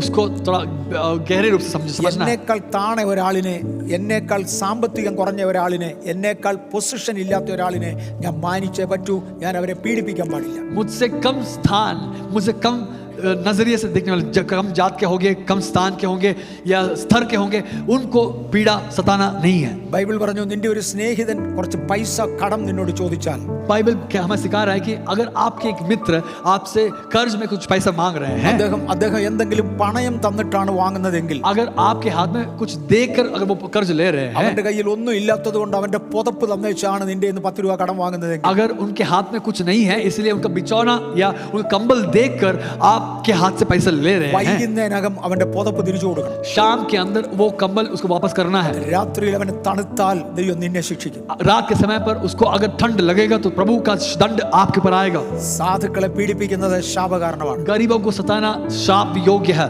അടുത്തത് ആന്റി സെമിറ്റിസം, അബ്രഹാമിന്റെ സന്തതിയോടുള്ള വൈരാഗ്യം ശാപകാരണമാണ്. अगला जो है एंटीसेमिटिज्म या अब्राहम के संतानों को, इजरायलियों को, यहूदियों के विरोध में बात करना, काम करना शाप के लक्षण। 1940 ആകുമ്പോൾ യൂറോപ്പിനെ, ലണ്ടനെ കുറിച്ച്, ബ്രിട്ടനെ കുറിച്ച് പറയുന്നത് സൂര്യൻ അസ്തമിക്കാത്ത രാജ്യമാണ്. लगभग 1940वीं सदी में ब्रिटेन के बारे में कहा गया ना अस्त होने वाले सूरज के समान है। നിങ്ങളെല്ലാം കേട്ട് കാണും. आप लोग सुने होंगे ഭൂമിയിൽ ഒരിടത്ത് സൂര്യൻ ഉദിക്കുമ്പോൾ വേറൊരിടത്ത് അസ്തമിക്കും, മൂന്നാമതൊരിടത്ത് നട്ടുച്ചയാണ്. एक जगह पर जब सूर्य उदय होगा दूसरी जगह पर सूर्यास्त रहता है। ഇവരുടെ സാമ്രാജ്യം ഭൂമിയുടെ എല്ലാ ഭാഗത്തും ഉണ്ട്. इनका उस शब्द का मतलब यह है कि इनका साम्राज्य हर जगह पर फैला हुआ है। ഒരിടത്ത് സൂര്യൻ അസ്തമിക്കുമ്പോൾ വേറൊരിടത്ത് സൂര്യൻ ഉദിച്ചു വരിക. एक जगह पर सूर्य अस्त होता है, दूसरे पर सूर्य उदय होता है। അതുകൊണ്ട് ബ്രിട്ടനെ കുറിച്ച് പറഞ്ഞു സൂര്യൻ അസ്തമിക്കാത്ത രാജ്യമാണ്. इसलिए ब्रिटेन के बारे में कहा कि सूर्य अस्त न होने वाला एक साम्राज्य है। 1940-ലും 42-ലും അത് സൂര്യൻ അസ്തമിക്കാത്ത രാജ്യമായിരുന്നു. 1940 में 42 में जो है वो सूर्य अस्त ना होने वाला एक जगह था। പക്ഷേ 1947-ൽ അവരൊരു തീരുമാനമെടുത്തു. लगभग 47 के आसपास उन्होंने एक निर्णय लिए। ഇസ്രായേലിനെ രണ്ടായി വിഭജിച്ച പകുതി തുർക്കികൾക്ക് കൊടുക്കുക, പകുതി ഇസ്രായേലിന് കൊടുക്കുക. इस्राएल को आपस में बांट कर कुछ तुर्की को देना है, कुछ और को देना है। അബ്രഹാമിനെ തുർക്കികളെ പോലെ കണ്ടു. अब्राहम को तुर्कियों के समान देखे। ലണ്ടൻ പൊട്ടാൻ തുടങ്ങി. लंदन टूटने लगा। ഇന്ന് ബ്രിട്ടൻ നിങ്ങൾക്ക് കാർ ഓടിച്ച് തീർക്കാവുന്ന ദൂരമേ ഉള്ളൂ, ചെറിയ വട്ടമേ ഉള്ളൂ. आज ब्रिटेन जो है एक कार में ही यात्रा करते हुए उसको पूरा खत्म कर सकते हैं। സൂര്യൻ അസ്തമിക്കാത്ത രാജ്യമെന്ന് അറിയപ്പെട്ടിരുന്ന ബ്രിട്ടൻ ഇന്ന് ചെറിയ വട്ടത്തിലുള്ള, सूर्य अस्त ना होने वाला एक साम्राज्य के जैसे था, परंतु आज जो है बस थोड़ी ही दूर की मात्रा में छोटा शहर बन चुका है। എന്നാ പറ്റി? क्या हुआ है? അബ്രഹാമിന്റെ സന്തതിയോടുള്ള വൈരാഗ്യമാണ്. अब्राहम की संतति के विरोध में एक विद्रोह करना। ദൈവം അബ്രഹാമിനോട് പറഞ്ഞു, നിന്റെ സന്തതി, നിന്നെ ശപിക്കുന്നവനെ ഞാൻ ശപിക്കും. परमेश्वर ने अब्राहम से कहा कि यदि कोई तुझे श्राप देंगे तो मैं उनको श्रापित करूंगा। അമേരിക്കൻ ഗവൺമെന്റ് ഇസ്രായേലിന് വേണ്ടി ധാരാളം പണം മുടക്കുന്നുണ്ട്. अमेरिकन गवर्नमेंट इजराइल के लिए बहुत धन राशि देते हैं। അവരുടെ കോൺഗ്രസിൽ പല പ്രാവശ്യം പറഞ്ഞു നമ്മൾ ഇങ്ങനെ ചെയ്യരുത്. उनके कांग्रेस में उन्होंने बहुत बार कहा कि हम ऐसा नहीं करना। അന്നെല്ലാം ഒരു കോൺഗ്രസ്സുകാരൻ ആരെങ്കിലും ഒരാൾ ഒരു വാക്യം പൊക്കി കാണിക്കും, ഇസ്രായേലിനെ തൊടല്ലേ. उस समय पर पूरा उस कांग्रेसमैन से कोई एक वचन उठा के बताएंगे कि इजराइल को छूना मत। ആന്റി സെമിറ്റിസം, അബ്രഹാമിന്റെ സന്തതിയോടുള്ള വൈരാഗ്യം ശാപം കൊണ്ടുവരും. एंटीसेमिटिज्म जो है अब्राहम की संतति के विरोध में विद्रोह करना वो श्राप का कारण होगा। കേവലം ഇസ്രായേൽ മാത്രമല്ല, केवल इजराइल अकेला नहीं, സത്യമായി പരിശുദ്ധാത്മാവിനെ പ്രാപിച്ച എല്ലാ ദൈവമക്കളും അബ്രഹാമിന്റെ ആത്മീയ സന്തതിയാണ്. पर मैं पवित्र आत्मा को प्राप्त किए हुए हर एक व्यक्ति वास्तविक रूप से अब्राहम की संतति के हिसाब से गिना जाता है। അവരെ അനുഗ്രഹിക്കുന്നവൻ അനുഗ്രഹിക്കപ്പെട്ടവനാകും, അവരെ ശപിക്കുന്നവൻ ശപിക്കപ്പെട്ടവനാകും. उनको जो श्रापित देते हैं वे लोग श्रापित होंगे, वो जो आशीष देते हैं वे सब लोग आशीषित रहेंगे। ഞാൻ എൻ്റെ അനുഭവത്തിൽ നിന്നൊരു കാര്യം പറയാം. मेरे अनुभव से मैं एक बात बताऊंगा। ഞാൻ എൻ്റെ 7ാം ക്ലാസ്സിൽ പഠിച്ചുകൊണ്ടിരിക്കുമ്പോഴാണ് സ്നാനപ്പെട്ടത്. मैं जब 7वीं कक्षा में पढ़ रहा था तब मैं बपतिस्मा लिया। എൻ്റെ ഗ്രാമത്തിൽ നിന്ന് സ്നാനപ്പെട്ട ഒന്നാമത്തെ ആൾ ഞാനാണ്. और मेरे गांव से बपतिस्मा लिया हुआ पहला इंसान मैं हूं। എൻ്റെ സ്കൂളിൽ നിന്നും നാച്ചുറലി ഞാനാ. मेरे स्कूल से स्वाभाविक रूप से मैं ही हूँ। അന്ന് എന്നെ സ്കൂളിൽ നിന്ന് ഇറക്കി വിട്ടു, എൻ്റെ പഠിത്തം കഴിഞ്ഞു. जैसे ही मैंने 7वीं कक्षा में पढ़ रहा था, बपतिस्मा लिया, मैंने स्कूल से निकाल दिए. ഞങ്ങളുടെ നാട്ടിൽ നിന്ന് ഒരു മനുഷ്യൻ ഗവൺമെന്റിന് ഒരു കംപ്ലൈന്റ് കൊടുത്തു. मेरे गांव से एक इंसान ने गवर्नमेंट को कंप्लेंट दिया. ഒരുത്തന് സ്നാനപ്പെട്ട കാരണത്താൽ സ്കൂളിൽ നിന്ന് പറഞ്ഞു വിട്ടിരിക്കുന്നു. एक व्यक्ति को बपतिस्मा लेने के कारण स्कूल से पढ़ाई बंद करा दिए. കേരള ഗവൺമെന്റ് ദൈവത്തിന്റെ കരുണ കൊണ്ട് ഇടപെട്ടു. केरला गवर्नमेंट मेरे लिए प्रभु की अनुग्रह के कारण मेरे बारे में बात की. അതെല്ലാം ദൈവത്തിന്റെ വലിയ വലിയ വഴികളാണ്. ये पूरा परमेश्वर की बड़ी बड़ी बातें थी. തിരിച്ചെന്നെ അതേ സ്കൂളിൽ ചേർക്കാൻ ഗവൺമെന്റ് ഓർഡർ ഇട്ടു. वापस उसी स्कूल में मुझे ज्वाइन कराने के लिए प्रभु सरकार ने आज्ञा दी. എനിക്ക് ഒരു വർഷം നഷ്ടപ്പെട്ടു. പിറ്റേ വർഷം അതേ സ്കൂളിൽ ചേർന്നു. एक साल नष्ट हुआ, अगले साल मुझे उसी स्कूल में एडमिशन मिला. ഞാൻ പഠിച്ചിരുന്ന സ്കൂൾ ഒരു ക്രിസ്ത്യൻ മാനേജ്മെന്റ് സ്കൂളാണ്. मैं जिस स्कूल में पढ़ रहा था मसीही मैनेजमेंट का एक स्कूल था. എന്റെ ക്ലാസ് ടീച്ചർ ഒരു പാരിഷ് പ്രീസ്റ്റാ. मेरे क्लास टीचर एक पैरिश प्रीस्ट, एक याजक है. എന്റെ ഹെഡ് മാസ്റ്റർ അതിനേക്കാളും വലിയ പ്രീസ്റ്റാ. मेरे हेडमास्टर उससे बड़े हैं, प्रीस्ट है. എന്റെ ക്ലാസ് ടീച്ചർ എന്നോട് പറഞ്ഞു, നിന്നെ നീ 7 കൊല്ലം SSLC എഴുതിയാൽ ജയിക്കില്ല. मेरे क्लास टीचर मुझसे बताया कि तू 7 बार इस साल ये 10वीं कक्षा की परीक्षा में लिखोगे तो पास नहीं होगा. ഞാനൊരു പുരോഹിതനാ. मैं एक पादरी हूँ. നിന്നെ ഞങ്ങൾ സ്കൂളിൽ നിന്ന് ഇറക്കി വിട്ടു. तुझे स्कूल से निकाल दिए. നീ പോയി കമ്മ്യൂണിസ്റ്റ് ഗവൺമെന്റിന്റെ, അന്ന് കമ്മ്യൂണിസ്റ്റ് ഗവൺമെന്റ് കേരളം ഭരിക്കുന്ന, നീ പോയി കമ്മ്യൂണിസ്റ്റ് ഗവൺമെന്റിന്റെ അടുക്കൽ നിന്ന് തിരിച്ചെടുക്കാൻ ഓർഡർ കൊണ്ടുവന്നു. तूने जाकर के कम्युनिस्ट गवर्नमेंट से वापस लेने की ऑर्डर लेकर आया. എന്നാൽ ഞാനൊരു പുരോഹിതനാ. मैं एक पादरी हूँ. ഞാൻ നിന്നെ ശപിച്ചിരിക്കുന്നു, നീ 7 കൊല്ലം SSLC എഴുതിയാൽ ജയിക്കില്ല. तू 7 बार, मैं तुझे श्रापित दे रहा हूँ कि तू 7 बार लिखने से भी तू SSLC पास नहीं करोगे. ഞാൻ പറഞ്ഞു കുഴപ്പമില്ല, 8ാം കൊല്ലം നോക്കിക്കോളാം. मैंने बताया कि कोई बात नहीं, 8वें बार में पास कर പോയി लूंगा. ഹെഡ് മാസ്റ്ററെ കാണാന്ന്. उन्हें गुस्से में आकर बताया कि हेडमास्टर से मिल लेना. ഞാൻ പോയി ഹെഡ് മാസ്റ്ററെ കണ്ടത് അതിനേക്കാൾ വലിയ അച്ഛനാണ്. वो जो हेडमास्टर है उससे बड़े पादरी है, वो उस पादरी से मिला. സ്കൂളിൽ നിന്ന് എന്റെ പേര് വെട്ടി എന്നെ പുറത്ത് വിട്ടത് കൊണ്ട് ഈ അച്ഛന്മാരെ രണ്ടുപേരെയും ഗവൺമെന്റ് 3 മാസത്തേക്ക് സസ്പെൻഡ് ചെയ്തേച്ചാണ് തിരിച്ചു കയറ്റിയത്. मुझे स्कूल से निकालने के कारण इन दोनों पादरियों को स्कूल से सस्पेंड 3 महीने के लिए किया गया था. उसके बाद वापस आए.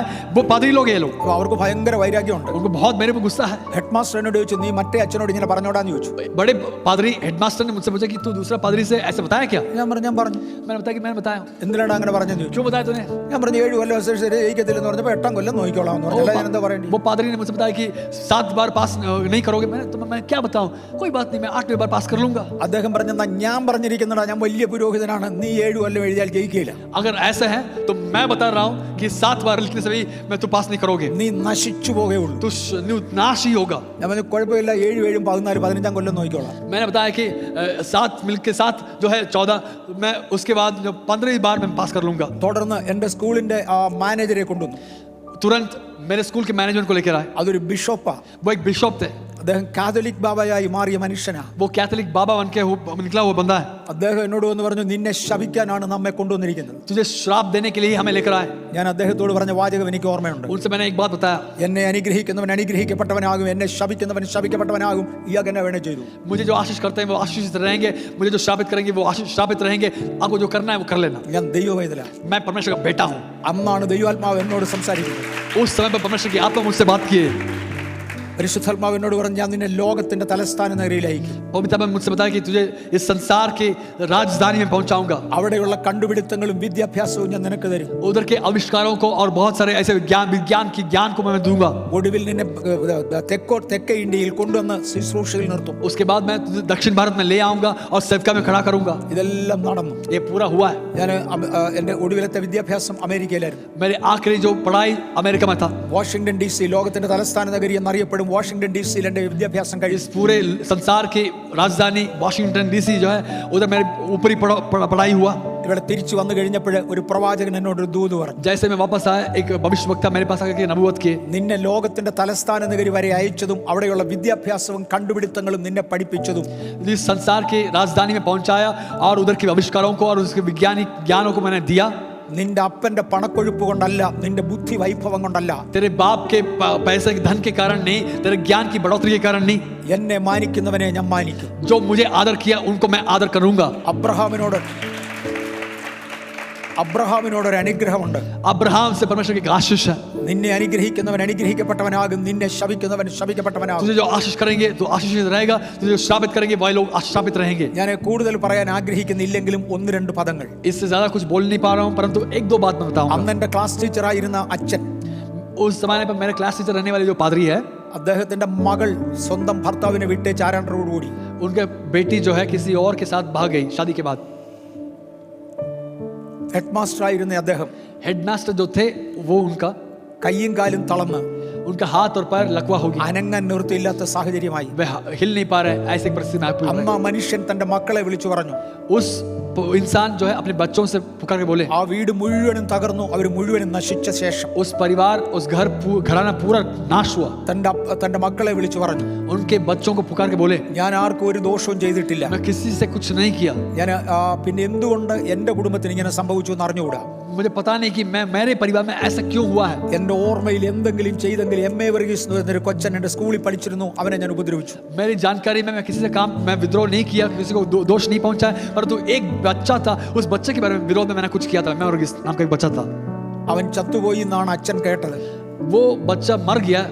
इस पादरी ने सुना, അഥവാ അവൻ ജീവനോട് ഉണ്ടെങ്കിൽ, अगर वो कहीं जीवित है, നിങ്ങൾ ആരെങ്കിലും അവനെ എവിടെയെങ്കിലും കണ്ടാൽ अगर उस बच्चे को किसी कहीं आप मिलेगा तो അവന്റെ കാല് കെട്ടിപ്പിടിച്ച് എനിക്ക് വേണ്ടി ക്ഷമ ചോദിക്കണം. उस बच्चे के पैरों में पड़कर माफी मांगना.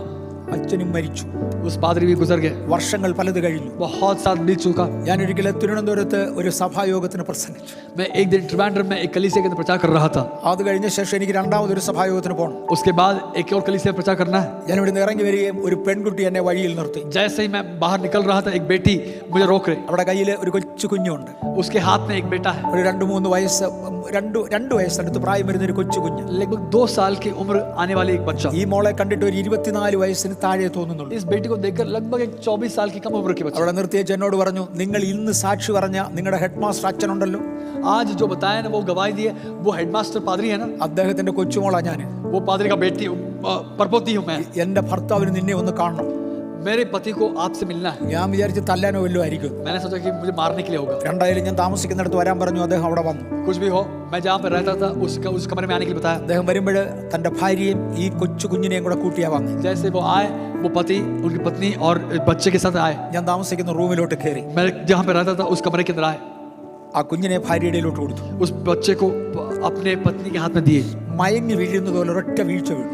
जैसे ही बेहोश होकर गिरते हैं, ऐसे ही उस इंसान नीचे गिरा. എന്റെ രണ്ട് കാലിലും കൂടെ പിടിച്ചു. मेरे दोनों पैरों को में पड़े. എന്നോട് പറഞ്ഞു, നിങ്ങളുടെ ഹെഡ് മാസ്റ്ററുടെ 4ാം തലമുറയാണ് ഈ കൊച്ചു കുഞ്ഞ്. आपके हेडमास्टर के 4th पीढ़ी है ये बच्चा. ഒരു നേരത്തെ പാല് വാങ്ങിച്ചു കൊടുക്കാൻ എനിക്ക് നിവൃത്തിയില്ല. एक टाइम की दूध खरीद कर देने के लिए हमारे पास पैसा नहीं है. ഞാൻ വിവാഹം കഴിക്കുമ്പോൾ എനിക്ക് 1.25 ലക്ഷം രൂപ മാസം ശമ്പളമുണ്ട്. मैं जब शादी किया था, मुझे 1 लाख मुझे तनख्वाह था. ഇന്ന് ഈ കുഞ്ഞിന് ഒരു നേരത്തെ പാല് വാങ്ങിച്ചു കൊടുക്കാൻ നിവൃത്തിയില്ല. परंतु आज इस बच्चे को एक टाइम की दूध खरीद कर देने के लिए मेरे पास पैसा नहीं है. നിങ്ങളുടെ അടുക്ക് വരാൻ എനിക്ക് വണ്ടിയില്ലായിരുന്നു. आपके पास आने के लिए मेरे पास गाड़ी नहीं है. എന്റെ കൂടെ ജോലി ചെയ്തിരുന്ന ഒരു മനുഷ്യനോട് വണ്ടി കടം ചോദിച്ച് അതേല ഞാൻ നിങ്ങളെ കാണാൻ വന്നത്. मेरे साथ काम करने वाले एक भाई का गाड़ी को मैं मांग कर मैंने लेके आया. എന്റെ കാലിൽ ഒരാൾ കയറി പിടിച്ചാൽ വിട വിട എന്ന് പറഞ്ഞ് ഞാൻ വഴക്കുണ്ടാക്കുക. मेरे पैर में जो पड़ा था उस व्यक्ति को मुझे छोड़ बोल रहा था. അയാൾ പറഞ്ഞ വിടത്തില്ല. उन्होंने बताया कि मैं छोड़ूंगा नहीं. ഞങ്ങളുടെ വല്യപ്പൻ പറഞ്ഞ വാചകം നിന്റെ കാലിൽ കെട്ടിപ്പിടിച്ച് ക്ഷമ ചോദിക്കണമെന്ന്. मेरे दादाजी जो बताए थे वो है कि आपके पैर पर पड़कर माफी मांगना है. ഞാൻ മുമ്പേ പറഞ്ഞ ബിഷപ്പിനെ കുറിച്ച് ഞാൻ കൂടുതൽ തൊടുന്നില്ല. मैं जब बताया था वो बिशप के बारे में ज्यादा बताऊंगा नहीं. യാക്കോബയ സഭ എന്നായിരുന്നു അത് സഭ അറിയപ്പെട്ടിരുന്നത്. जाकोबाइट कलीसिया का नाम से वो ഈ जाने. മനുഷ്യനായിരുന്നു അതിന്റെ കാതലിക് ബാബ. इस इंसान ही कैथोलिक बाबा था. അയാളുടെ സമയത്താണ് സഭയ്ക്കകത്ത് കേസുണ്ടാകുന്നത്. उनके समय पर ही सब कलीसिया के अंदर केस हुआ. അയാൾ പള്ളിക്കകത്ത് കയറരുതെന്ന് കോടതി വിധിച്ചു. इस न्यायालय ने आदेश दिया कि वो कलीसिया के अंदर प्रवेश नहीं करना. നിന്നെ അനുഗ്രഹിക്കുന്നവൻ അനുഗ്രഹിക്കപ്പെട്ടവനാകും, നിന്നെ ശപിക്കുന്നവൻ ശപിക്കപ്പെട്ടവനാകും. जो आशीष करते हैं वो आशीषित रहेगा, तो जो श्रापित करेगी वो श्रापित रहेगा. ദൈവിക വ്യവസ്ഥയിൽ ജീവിപ്പാൻ താല്പര്യമുള്ളവർ ഇതിനകത്തുണ്ടോ? ഇത് നമുക്കുള്ള അനുഗ്രഹമാണ്. परमेश्वर की व्यवस्था के अनुसार अगर आप कोई जीने के लिए तैयार है, मन बनाए, तो आप इसमें तैयार हो जाइए. परमेश्वर के वचनों में चलेंगे तो आप निश्चित आशीषित रहेंगे. ഓക്കെ, ഞാൻ ഇസ്രായേലിനെ ബഹുമാനിക്കുന്നു, സ്നേഹിക്കുന്നു. പരിശുദ്ധാത്മാഭിഷേകം പ്രാപിച്ച സകലരെയും ഞാൻ ബഹുമാനിക്കുന്നു. मैं इजराइल को प्रेम करता हूँ, मैं आदर करता हूँ. पवित्र आत्मा प्राप्त किए हुए हर एक इंसान को मैं आदर सम्मान करता हूँ. അടുത്തത് സെക്ഷുവൽ ഇമ്മോറാലിറ്റി. अगला है लैंगिक पाप. ഈ ബാംഗ്ലൂർ പട്ടണത്തിലൊക്കെ ഇത് അതിഭയങ്കരം. इस यौन पाप जो है बेंगलोर शहर में बहुत ज्यादा है. സെക്ഷുവൽ ഇമ്മോറാലിറ്റി ശാപം കൊണ്ടുവരും. यौन संबंधी पाप जो है श्राप को लेके आएगा. ഞാൻ അടുത്തൊരു പടിയിലോട്ട് കയറാം. मैं अगले आया पे आऊंगा. നമുക്ക് ഒരുപാട് ഇൻഫർമേഷൻ കൂടെ കിട്ടുന്ന ക്ലാസ് ആയത്. बहुत सारा इंफॉर्मेशन मिलने वाली क्लास अध्ययन. വീണുപോയ ദൂതന്മാരെ അവരെ ഏലിയൻസ് എന്ന് ശാസ്ത്രജ്ഞന്മാർ വിളിക്കും, സാത്താൻ എന്ന് നമ്മൾ വിളിക്കും. വീണുപോയ ദൂതന്മാർ എന്നും സാത്താൻ എന്നും ബൈബിൾ പറയും. गिरे हुए दूत बाइबल सिखाता है, परंतु वैज्ञानिक लोग कहते हैं कि वो एलियंस है। हम सब लोग ये सारा एक ही है। ഏലിയൻസ് എന്ന് പറയുന്ന ഇതാ വീണുപോയ ദൂതന്മാരാ. एलियन जो है वो गिरे हुए दूतगण है, അത് ശാസ്ത്രജ്ഞന്മാരുടെ ഭാഷയാണ്. वो वैज्ञानिक लोगों की भाषा है। അവര് ആ ഗ്രൂപ്പിനെ 4-5 ഗ്രൂപ്പായി തിരിച്ചിട്ടുണ്ട്. इस एलियंस को 4-5 ग्रुप में उन्होंने विभाजन അതിലെ किया। ഒന്നാമത്തെ ഗ്രൂപ്പിനെ റെപ്റ്റേലിയൻ ഗ്രൂപ്പ് എന്നാണ് उसका വിളിക്കുന്നത്. पहला ग्रुप जो है रेप्टिलियन ग्रुप है। ഇതിനകത്തുനിന്ന് ഒന്നാണ് ഹവ്വായുടെ അടുക്കൽ ചെന്നത്. उनमें से एक है हवा के पास पहुंचा हुआ एलियन। അവരുടെ പ്രത്യേകത അവരുടെ തല ഏറെക്കുറെ ട്രയാങ്കുലർ ഫോമിലായിരിക്കും. ഏറെക്കുറെ ട്രയാങ്കുലർ ഫോമിലാണ്. उनकी खासियत जो है, उनका सर जो है लगभग एक त्रिकोण आकार में है। അല്ലെങ്കിൽ ശരീരത്തൊക്കെയും ചെതുമ്പലുണ്ടായിരിക്കും. नहीं तो शरीर में पूरा सांप के समान चमड़े होगा, അല്ലെങ്കിൽ വാലുണ്ടായിരിക്കും. और नहीं तो पूंछ रहेगा। ഇതാണ് അവരുടെ വേഷം. ये उनका रूपरेखा है। അവരുടെ ശരാശരി ഉയരം മനുഷ്യവേഷം എടുത്താൽ അവരുടെ ഉയരം 7 അടിക്കും 8 അടിക്കും ഇടയിലായിരിക്കും. मनुष्य की तुलना में अगर आप देखेंगे तो लगभग मनुष्य की बेश में जब आएगा तो 7 से 8 फुट के ऊंचाई है। അവർ നേച്ചറിൽ മിലിറ്റന്റ് ആണ്. वे अपने स्वाभाविक रूप से अगर आप देखेंगे तो वो मिलिटेंट है, അസാമാന്യ ബലമുള്ളവരാണ്. असाधारण सामर्थ्य रहने वाला व्यक्ति। അവരുടെ ഹോബി സെക്സ് ആണ്. उनका हॉबी जो है लैंगिक पाप है। അവർക്ക് മനുഷ്യനുമായിട്ട് ഒരു ഒരു ഒരു ഒരു ഒരു ഒരു നിയമമുണ്ട്.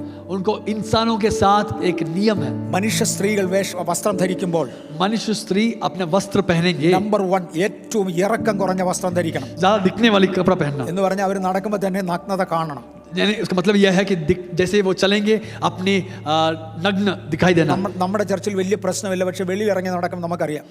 हमारे कलीसिया में ज्यादा प्रॉब्लम नहीं है, पर जैसे बाहर निकलेंगे तो आपको समझ में आ जाएगा। അവർ ധരിക്കുന്നത് അയഞ്ഞ വസ്ത്രങ്ങളായിരിക്കണം. आप वो लोग जब पहनेंगे तो दिखाई देने वाली वस्त्र पहनना। എന്ന് പറഞ്ഞാൽ അടുത്തൊരു പുരുഷനൊന്ന് തൊടണമെങ്കിൽ അതിനുള്ള സൗകര്യങ്ങളൊക്കെ ഉണ്ട്. यानी अगर कोई इंसान छूना है तो उसका पूरा सुविधा उसको मिल जाएगा। ഒരു കാറ്റടിച്ചാൽ അവരുടെ വസ്ത്രം സ്ഥാനഭേദം വരും, അവരുടെ നഗ്നത കാണാം. जैसे हवा बहेगा अपना वो वस्त्र की जो जगह बदल जाएगी, अपनी नग्न वो प्रकट होगा। അതിന്റെ ശക്തിയിൽ അധീനപ്പെട്ടു പോയവർ പകുതി നഗ്നതയോടെ നടക്കും. उसके शक्ति में अधीन हुए बहुत सारे लोग आधे नंगे चलते हैं। രണ്ടാമത്തെ ഗ്രൂപ്പിനെ നോർഡിക് ഗ്രൂപ്പ് എന്നാണ് വിളിക്കുന്നത്. दूसरा ग्रुप जो है नॉर्डिक ग्रुप है। നോർഡിക് ഗ്രൂപ്പിന് മനുഷ്യവേഷം എടുത്താൽ 8 അടിക്കും 9 അടിക്കും ഇടയിൽ ഹൈറ്റ് ഉണ്ട്. अगर मनुष्य के वेश में आएंगे तो 8 से 9 फुट की ऊंचाई है। ബോഡി ബിൽഡിംഗ് അവരുടെ പ്രത്യേക ഹോബിയാണ്. बॉडी बिल्डिंग उनका हॉबी है। ഏറ്റവും സൗന്ദര്യമായി നടക്കണം എന്നത് അവരുടെ ചിന്തയാണ്. सबसे ज्यादा सुंदरता में चलना उनकी इच्छा है। അതിനാവശ്യമുള്ള എല്ലാ ക്രമീകരണങ്ങളും അവർക്കുണ്ട്. उसको जो जरूरत है सारी तरीका उनका മനുഷ്യ സ്ത്രീകളെ കുറിച്ചുള്ള അവരുടെ ആഗ്രഹം, मनुष्य स्त्रियों के बारे में उनकी അവർ इच्छा, ഏറ്റവും ടൈറ്റായ വസ്ത്രം വേണം ധരിക്കാൻ. सबसे ज्यादा टाइट वस्त्रों को पहनना है। അവർ വസ്ത്രം ധരിച്ചാലും അവരുടെ ശരീരം വെളിയിൽ നിന്ന് കണ്ടാൽ മനസ്സിലാവും. वे जो वस्त्र पहनेंगे तो शरीर की आकार बाहर से दिखाई देगा। അവരുടെയും മെയിൻ ഹോബി സെക്സാ. उनका भी मुख्य इच्छा जो है यौन पाप है। ഞാൻ കൂടുതൽ വിശദീകരിക്കാൻ പോകുന്നില്ല. ज्यादा बोलूंगा नहीं। ഇത് പൈശാചിക ശക്തികളാണ്. ये शैतानिक शक्तियां हैं। നമ്മുടെ അകത്തും ഈ ചിന്തകൾ വന്നിരിക്കും. हमारे अंदर भी इस ऐसी सोच विचार आता है। എത്രത്തോളം നമ്മൾ അതിന് കീഴ്പ്പെടും അത്രത്തോളം ശാപം നമ്മുടെ മേൽ ഉണ്ടായിരിക്കും. जितना आप उसके अधिकार उसके वश में जाएंगे उतना आप श्रापित रहेंगे। ഞാൻ അടുത്ത ഒരു കാര്യത്തിലോട്ട് പോവാം. मैं एक और बात बताऊंगा। ഈ അടുത്ത ഇടവരെ എനിക്ക് അറിയാൻ വയ്യാതിരുന്ന ഒരു കാര്യം പിന്നറിഞ്ഞു. मैं पिछले दिनों तक मैं जानता नहीं था, परंतु आज के 9 വയസ്സ് മുതലുള്ള പെൺകുഞ്ഞുങ്ങളെ നശിപ്പിച്ചു കൊന്നു. 9 साल से ऊपर बहुत सारी लड़कियों को वो लोग बिगाड़ दिए। എന്തുകൊണ്ടാണ് അത് ചെയ്തത്? क्या कारण है? അവർക്കൊരു 10-20 വയസ്സുള്ളവരെ കിട്ടത്തില്ലായിരുന്നോ? उनको 20 उम्र से ज्यादा बच्चे लड़कियों को नहीं मिलता। എന്തുകൊണ്ട് ഈ കൊച്ചു കുഞ്ഞുങ്ങളോട് ഇത് ചെയ്തു? क्यों ऐसे नन्हे मुन्ने बच्चों के साथ इन्होंने ऐसे काम किया? ഇപ്പോഴാ ഞാൻ അറിയുന്നത് പല പിശാചുക്കൾക്കും ഏറ്റവും കൊച്ചു കുഞ്ഞുങ്ങളോടാണ് താല്പര്യം. आजकल मैं समझ में आ रहा है कि अनेक ऐसे गिरे हुए शैतानी शक्तियों को बच्चों से ज्यादा उनका इच्छा रहता है। അങ്ങനത്തെ കുഞ്ഞുങ്ങളെ നശിപ്പിച്ചാൽ അവർക്ക് കൂടുതൽ ശക്തി കിട്ടും. ऐसे बच्चों को अगर वो बिगाड़ेंगे वो ज्यादा बल मिलता है। ആ ശക്തിക്ക് വേണ്ടിയാണ് ഇവർ ഇത് ചെയ്തത്. वो ऐसे बल प्राप्त करने के लिए ही ऐसे लोग ऐसी शक्तियां ऐसे बच्चों से बुरा काम किए। നിങ്ങൾക്കറിയാമോ ഇതിനൊന്നും കേസില്ലെന്ന്? क्या आप जानते हैं ऐसे चीजों के लिए केस ഒരു കേസും ഉണ്ടാവില്ല. कोई केस नहीं है। ആരെയും ശിക്ഷിക്കത്തില്ല. किसको भी दंड नहीं मिलेगा। നമ്മുടെ ഇടയിൽ നിന്ന് ആരെങ്കിലും ഇവിടെ ആരെങ്കിലും ചുമ്മാ പറഞ്ഞാൽ മതി, അന്ന് അറസ്റ്റ് ചെയ്യും. अगर कोई हमारे जैसे लोगों के अंदर होगा तो कोई बोलने से काफी है तुरंत अरेस्ट। ഇത് 100-400 എണ്ണത്തെ കൊന്നിട്ട് ഇന്ന് വരെ ആരെയും അറസ്റ്റ് ചെയ്തിട്ടില്ല, ചെയ്യത്തില്ല. इतने सारे लोगों को बिगाड़ने के बावजूद भी कोई पूछताछ नहीं, कोई गिरफ्त नहीं हुआ। ഇതേ സാത്താനെ സേവിക്കുന്നവരാണ് ഈ ജാതി മൊത്തം. क्योंकि ऐसी शक्तियों की पूजा करने वाली शक्ति लोग हैं ये सारे जाति। ഞാൻ ഒരു രഹസ്യം കൂടെ പറയാം. एक और रहस्यमय चीज बताऊंगा। നമ്മുടെ അടുക്കല് ഇവിടെ 1-2 ഹോസ്പിറ്റലുകളുണ്ട്. हमारे पास 1-2 अस्पताल है। അതിനവിടെ കിർലോസ്കർ ഇലക്ട്രിക്കൽ കമ്പനിയുണ്ട്. किर्लोस्कर इलेक्ट्रिक कंपनी है, അതിനോട് ചേർന്ന് ഒരു സൈലന്റ് ടവർ ഉണ്ട്. उसके पास ही एक साइलेंट टावर है. ആ സൈലന്റ് ടവറിന്റെ അപ്പുറത്തോട്ട് മാറി ഒരു ബോർഡ് ഉണ്ടായിരുന്നു, ആക്സിഡന്റ് സോൺ എന്നൊരു ബോർഡ് എഴുതി വെച്ചിട്ടുണ്ടായിരുന്നു. उस साइलेंट टावर के पास एक बोर्ड था बहुत साल पहले, एक्सीडेंट जोन करके. ഒരു 20 വർഷം മുമ്പ് ഇവിടെ വന്നിട്ടുള്ളവരൊക്കെ ആ ബോർഡ് കണ്ടിട്ടുണ്ട്. ये उस समय में इस पुल नहीं बना था. 20 साल से पहले अगर आप इधर थे तो आप समझ നിങ്ങൾ पाएंगे. ആരെങ്കിലും അത് ഓർക്കുന്നുണ്ടോ? Accident zone. कुछ लोग आप जानते हैं, उधर लिखा हुआ था एक्सीडेंट जोन. എല്ലാ ദിവസവും അവിടെ ഒരു ആക്സിഡന്റ് ഉണ്ടാകുമായിരുന്നു. हर दिन उधर एक्सीडेंट होता था. രക്തം ഒഴുകാതെ ഒരിക്കലും ആ റോഡ് കിടക്കത്തില്ല. वो रास्ते से एक रात ऐसे नहीं था जहाँ पे खून नहीं बहता. അനുഗ്രഹങ്ങളും ശാപങ്ങളും എന്ന വിഷയം ഞാൻ പഠിച്ചപ്പം आशीष और श्राप के विषय जब मैंने सीखा, ഇതൊരു പൈശാചിക ശക്തിയുടെ കുടിയിരിപ്പാണ് എന്ന് എനിക്ക് തോന്നി. ये जो है शैतानी शक्तियों की सामर्थ्य है, मैंने समझ लिया. ഞാൻ പലപ്പോഴും അവിടെ പോയിരുന്ന് പ്രാർത്ഥിച്ചിട്ടുണ്ട്. मैंने बहुत बार उधर जाकर प्रार्थना भी किया हूँ. വെറുതെ ആ റോഡിന്റെ സൈഡിലിരുന്നു. बस उस रोड के किनारे बैठकर. അന്ന് ഇത്രയും ട്രാഫിക് ഇല്ല, ഒരാൾക്ക് ഇരിക്കാൻ പ്രയാസമില്ല. उस जमाने पर बैठने के लिए कोई दिक्कत नहीं, इतना ट्रैफिक तो नहीं है. ഒരിക്കലെ ചില ദിവസങ്ങൾ ഞാൻ ഉപവസിച്ച് പ്രാർത്ഥിച്ച ശക്തി അവിടുന്ന് പോവാൻ. मैं एक दिन कुछ दिनों के लिए मैं उपवास और प्रार्थना किया ताकि वो शक्ति उधर से हट जाए. അന്നൊരിക്കല് ഞാൻ യലഹങ്കയിൽ ഒരു മീറ്റിങ്ങിന് പോയി.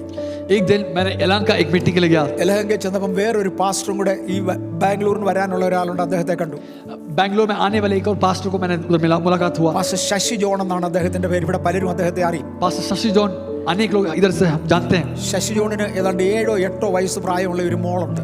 शशि जॉन को 7 या 8 साल की एक बेटी उस समय में था. ഇവർ രണ്ടുപേരും കൂടെ അവിടെ നിൽക്കുന്നത് ഞാൻ കണ്ടു. वे दोनों उधर खड़े हुए मैंने देखा. ഞാൻ പറഞ്ഞു, പാസ്റ്റർ ഞാൻ മോട്ടോർ സൈക്കിളല്ല പോകുന്നത്, വേണേ പാസ്റ്ററെ കൂടെ കൊണ്ടുപോകാം. पास्टर मैं मोटरसाइकिल में जा रहा हूँ, आपको भी मैं ले जाऊंगा. അങ്ങനെ ഞാൻ അവരെ രണ്ടുപേരെയും കൂടെ കയറ്റി. ऐसे मैंने उन दोनों को अपने गाड़ी में ले गया. ആ കുഞ്ഞിനെ ഞാൻ എൻ്റെ ഫ്രണ്ടിലിരുത്തി. उस बेटी को मेरे सामने बैठाया. പാസ്റ്റർ ശശി ജോൺ എൻ്റെ ബൈക്കിന്റെ ബാക്കിലിരുന്നു. शशि जॉन मेरे बाइक के पीछे बैठा. ബൈക്ക് ഓടിച്ച് ആ കയറ്റം ഇങ്ങോട്ട് കയറി വരുമ്പോൾ बाइक चलाते हुए उस चढ़ाई चढ़ते हुए आ रहा है. പെട്ടെന്ന് ഞങ്ങൾ ഒരു കാഴ്ച കാണുകയാണ്. ഒരു ആട്, ഒരു സൈഡ് വെള്ള നിറമുള്ള ഒരു ആട് ഒരു സൈഡിൽ നിൽക്കുന്നു. मैंने तुरंत, हम दोनों एक दर्शन, एक चीज देख रहे हैं कि एक सफेद एक बकरी खड़ा हुआ है. ആ അതിന് 2 ചിറകുണ്ടായിരുന്നു ആ ആടിന്. उस बकरी को एक 2 पंख है. ഇത് പറന്ന് പറന്ന് പറന്ന് റോഡ് ക്രോസ് ചെയ്തു. वो उड़ते उड़ते उड़ते वो रोड क्रॉस कर रहे हैं. പാസ്റ്റർ ശശി ജോണിന്റെ മോൾ എൻ്റെ മുന്നേ ഇരിക്കുകയാണ്. शशि जॉन की बेटी मेरे सामने बैठी है. ഭയങ്കരമായിട്ട് അലറി, അങ്കിള് തേണ്ട ആട് പറക്കുന്നേ എന്ന് പറഞ്ഞോണ്ട് ഉറക്കാൻ വിളിച്ചു. इस बेटी चिल्लाकर बोलने लगी, अंकल एक बकरी जो है उड़ रहा है. ഞാനും കണ്ടു. मैंने भी देखा. അത് ആ സൈലന്റ് ടവറിലോട്ട് കയറി. वो साइलेंट टावर के अंदर प्रवेश किया. യേശുവിന്റെ നാമത്തിൽ ഇതുവഴി പൊക്കോണം, മേലെ വരരുതെന്ന് ഞാൻ പറഞ്ഞു. यीशु मसीह के नाम से हमेशा के लिए चले जाए, वापस नहीं आना है. അതിൽ പിന്നെ ഏരിയയിൽ അപകടങ്ങളില്ല. उसके बाद उस एरिया में दुर्घटनाएं नहीं हुआ.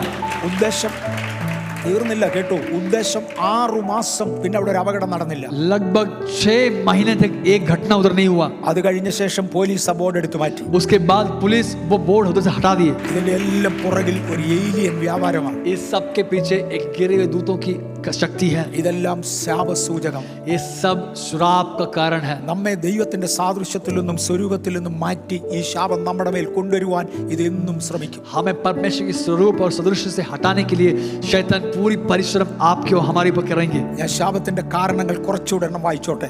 श्राप के कारणों को कुछ और चीजों को बताऊंगा. മോഷണം ശാപകാരണമാണ്. चोरी करना श्राप के कारण है. പ്രത്യേകിച്ചും ദൈവത്തിന്റെ വക മോഷ്ടിക്കുന്നത് മഹാശാപകാരണമാണ്. विशेष तौर से परमेश्वर की चीजों को चोरी करना श्राप का कारण है. മത്സര ബുദ്ധി, നീ പറഞ്ഞ ഞാൻ കേൾക്കുകയില്ല എന്ന് പറയുന്നത് ശാപകാരണമാണ്. विद्रोह मन जो है हमारे श्राप का कारण है. കുത്തുന്ന വാക്കുകൾ പറയുന്നത് ശാപകാരണമാണ്. चुभने वाली बात कहना, घाव लगाने वाली बात कहना, वो श्राप का कारण है. ശപഥങ്ങളും നേർച്ചകളും ശാപകാരണമാണ്. शपथ, प्रतिज्ञा, कसम खाकर कहना, ये सब व्रत लेना पूरा श्राप का कारण है. മാന്ത്രികന്മാരുമായുള്ള ബന്ധം ശാപകാരണമാണ്. जादूगर के पास जाना श्राप का कारण है. സാത്താന്റെ സേവകന്മാരുമായുള്ള ബന്ധം ശാപകാരണമാണ്. शैतान के सेवकों के पास जाना श्राप का कारण है. ആ മരണത്തിനുള്ള പാപമുണ്ട്, ആ ചെറിയ പാപങ്ങളുമുണ്ട്.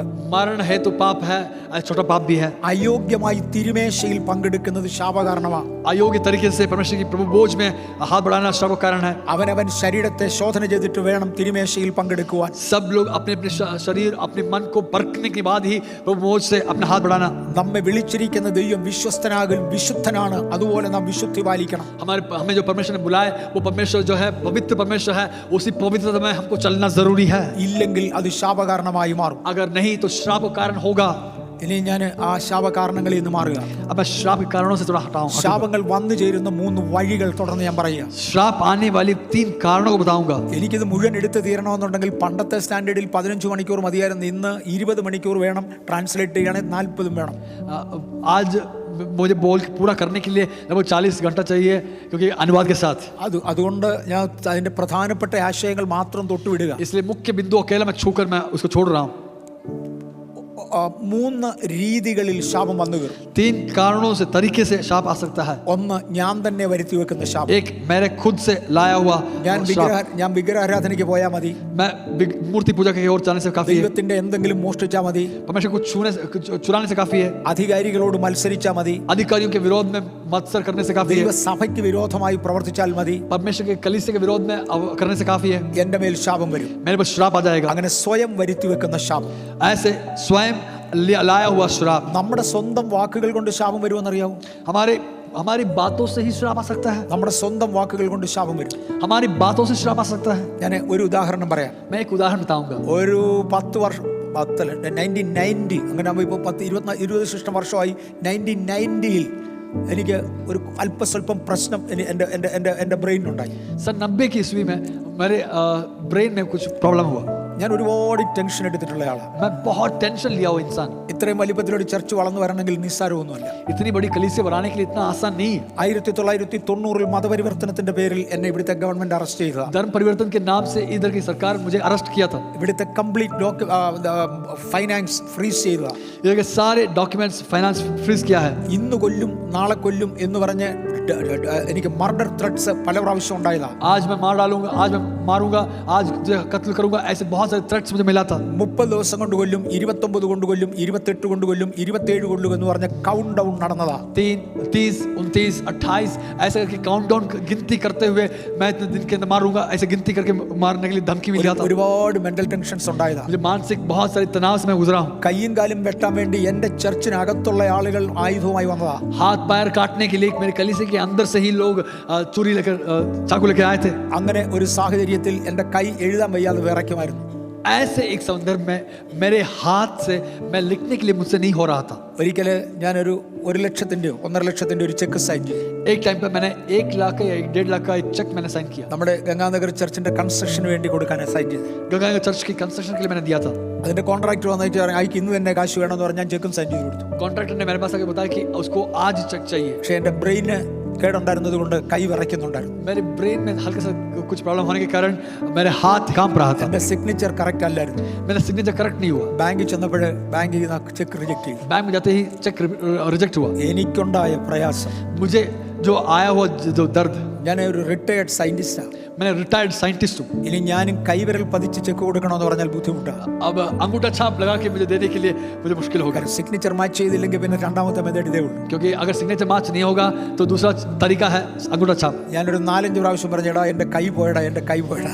मैंने 2-3 बार मैंने कहा कि मेरा हाथ चला गया, हाथ चला गया. സുനിൽ പാസ്റ്റർ എന്നോട് പറഞ്ഞു, ഡാഡി ദയവായി do not invoke a curse on yourself. സ്വന്തം ശാപം പറഞ്ഞു വെക്കല്ലേ. सुनील पास्टर ने मुझसे आके बताया कि डैडी आप दोबारा मत कहना कि आप अपने ऊपर अपने मुंह से ही श्राप ला के नहीं लाना. ഡാഡിയുടെ കൈകൾ കൊണ്ട് കോടികളുടെ ചെക്ക് സൈൻ ചെയ്യേണ്ടതാണ്. आपके हाथों से करोड़ों की चेक साइन करना है. ഈ ചെക്ക് അങ്ങ് വലിച്ചേറി കളഞ്ഞ് വേറെ ചെക്ക് സൈൻ ചെയ്ത് കൊടുക്കും. ये चेक फाड़ के फेंक दो, दूसरा चेक दे देना. അല്ല, ഡാഡിക്ക് അത് പ്രയാസമാണെങ്കിൽ अगर आपको दिक्कत हो रहा है तो ഈ ചെക്കും കൊണ്ട് ഞാനിവിടെ ബാങ്കിലോട്ട് വരാം, ബാങ്ക് മാനേജറോട് സംസാരിക്കാം. इस चेक से मैं खुद जाऊंगा, मैं बैंक मैनेजर से बात करूंगा. ഇതേ ചെക്ക് അക്സെപ്റ്റ് ചെയ്യുക. इसी चेक को एक्सेप्ट किया जाएगा. ഒരിക്കലും do not invoke self invoke the curse. पर अपने ऊपर खुद से बोल कर श्राप को लेकर नहीं आना है. അതെ, നമ്മൾ തന്നെ പറഞ്ഞുകൊണ്ടിരുന്നാൽ നമ്മുടെ മേൽ ശാപം വരും. हमारे ऊपर ही श्राप की बातें कहेंगे, नकारात्मक बातें कहेंगे तो हमारे ऊपर श्राप जरूर आएगा. മാതാപിതാക്കൾ കുഞ്ഞുങ്ങളെ ശപിക്കരുത്.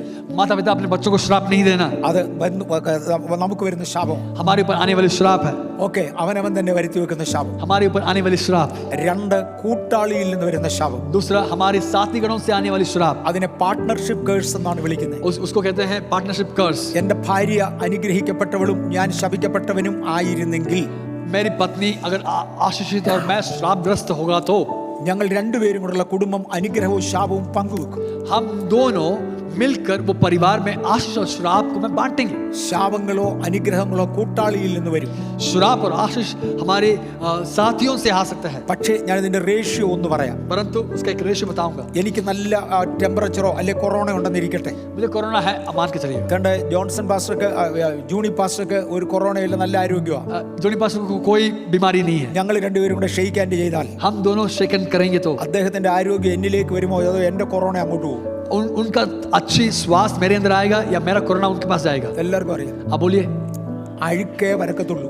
जो बुराई है वही फैलता है। ഒരു അനുഗ്രഹിക്കപ്പെട്ടവനും ഒരു ശപിക്കപ്പെട്ടവനും തമ്മിൽ ഒരുമിച്ച് ചേർന്നാൽ, एक आशीषित व्यक्ति और श्रापग्रस्त व्यक्ति दोनों मिलेंगे तो അനുഗ്രഹം പോകത്തില്ല, ശാപമേ പോകത്തുള്ളൂ. आशीष बांटेंगे नहीं, श्राप ही आएगा। ഇതിനെ പാർട്ട്ണർഷിപ്പ് കേഴ്സ്, കൂട്ടാളിയിൽ നിന്ന് വരുന്ന ശാപം എന്ന് വിളിക്കും. इसी को कहते हैं श्राप, जीवन साथी के द्वारा आने वाली श्राप, पार्टनरशिप कर्स। ഇതുകൊണ്ട് ബൈബിൾ പറയുന്നു, അവിശ്വാസികളുമായി ഇണയില്ല, പിണകൂടരുത്. इसी कारण बाइबल साफ तौर से लिखा है कि अविश्वासियों के साथ असमान जुए में नहीं जुटना है।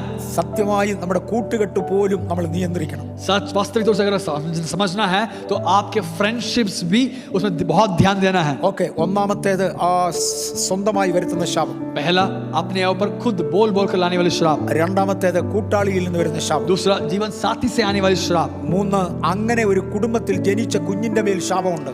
ऐसे परिवार के ऊपर आए हुए बच्चों के अंदर भी श्राप रहेगा। ഇതിനെ ജനറേഷണൽ കേഴ്സ്, പാരമ്പര്യ ശാപം എന്ന് വിളിക്കും. इसी को कहते हैं परंपरागत श्राप या पीढ़ीगत श्राप। ഞാൻ പാരമ്പര്യ അനുഗ്രഹത്തിനും പാരമ്പര്യ ശാപത്തിനും ഉദാഹരണം ഇന്നലെ പറഞ്ഞു. मैं पारंपरिक श्राप और पारंपरिक आशीषों के उदाहरण मैं कल बताया था। പാരമ്പര്യ ശാപങ്ങൾ ഉണ്ടാകും. परंपरागत श्राप भी आएगा। ഞാനൊരു ശപിക്കപ്പെട്ട പള്ളിയുടെ സഭയുടെ അംഗമാണെങ്കിൽ ആ ശാപം എന്റെ മേൽ കാണും. अगर मैं एक श्रापग्रस्त कलीसिया के भाग हूं तो वो श्राप आपके ऊपर रहेगा। ഒരു ശപിക്കപ്പെട്ട പാസ്റ്ററുടെ കയ്യിൽ നിന്നാണ് ഞാൻ കർത്തൃമേശ വാങ്ങി കഴിക്കുന്നതെങ്കിൽ ആ ശാപം എന്നിലേക്ക് കയറും. अगर श्रापग्रस्त एक पास्टर के हाथों से ही अगर परमेश्वर के मेज से अगर शरीक हो रहे हैं तो वो श्राप आपके अंदर आ सकता है। ഒരു പക്ഷേ നിങ്ങൾക്ക് അറിയത്തില്ല, ഇവിടെ കർത്തൃമേശ എടുത്ത് കൊടുക്കുന്ന എലിമെന്റ്സ് എടുത്ത് കൊടുക്കുന്നവരെ എത്ര സ്ക്രീൻ ചെയ്തിട്ടാണ് നിങ്ങൾ അവരെ പെർമിറ്റ് ചെയ്യുന്നതെന്ന് അറിയാവൂ. आप लोग काफी लोग जानते नहीं होंगे, परंतु जो बपतिस्मा जो इधर प्रभु के मेज बांटने के लिए जो लोग खड़े होते हैं, इतना स्क्रीन करके ही हम लोग ले चुनते हैं। ഇതൊക്കെ ഫാമിലി കഴ്സസിന്റെ കൂട്ടത്തിൽ വരുന്നതാണ്. ये सब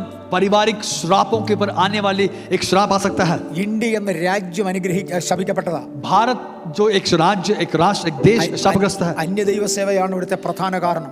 पराय देवताओं की पूजा वही उसका कारण है। അതുകൊണ്ട് സകല ഇന്ത്യക്കാരനും ആ ശാപം വഹിക്കുന്നുണ്ട്. इसलिए हम सब लोग वो श्राप को ढोते हैं। ഞാൻ നിങ്ങളോട് ഒരു ഉദാഹരണം പറയാം. मैंने एक उदाहरण बताऊंगा। ഒരിക്കൽ ന്യൂയോർക്ക് പട്ടണത്തിൽ ഞാനൊരു കൺവെൻഷൻ നടത്തുകയായിരുന്നു. मैंने न्यूयॉर्क शहर में एक कन्वेंशन चला വളരെ रहा था। അനുഗ്രഹമായിട്ട് പോയി. बहुत आशीष में था। ആ സമയത്ത് സിംഗപ്പൂരിൽ ഉണ്ടായിരുന്ന ഒരാൾ ന്യൂയോർക്കിൽ വെച്ച് എന്നെ കണ്ടു. उस समय पर सिंगापुर में रहने वाले एक इंसान न्यूयॉर्क शहर में मुझसे मुलाकात हुआ। അദ്ദേഹം എന്നോട് പറഞ്ഞു, സിംഗപ്പൂരിലും ഇതുപോലെ ഒരു മീറ്റിംഗ് വേണം. उन्होंने मुझसे कहा कि सिंगापुर में भी ऐसा एक मीटिंग चाहिए। ഞാൻ അന്ന് യാത്ര ചെയ്യുന്ന സിംഗപ്പൂർ എയർലൈൻസിനാണ്. मैंने उस दिन जो यात्रा कर रहा था सिंगापुर एयरलाइंस में। അദ്ദേഹം പറഞ്ഞു, തിരിച്ചങ്ങോട്ട് പോകുന്ന കൂട്ടത്തിൽ സിംഗപ്പൂരിൽ ഒരു 4 ദിവസം താമസിച്ച് മീറ്റിംഗ് കഴിഞ്ഞു പോയാൽ മതി. जब वापस लौटेंगे सिंगापुर, जैसे ही सिंगापुर एयरलाइंस में आ रहे हैं तो उधर उतर कर 4 दिन के बाद वापस चले जाना। ഞാൻ പറഞ്ഞു, ബ്രദറെ, എനിക്ക് ബാംഗ്ലൂരിൽ നിന്ന് 4 ദിവസം അഡ്ജസ്റ്റ് ചെയ്യാൻ ഒരു കുഴപ്പമില്ല.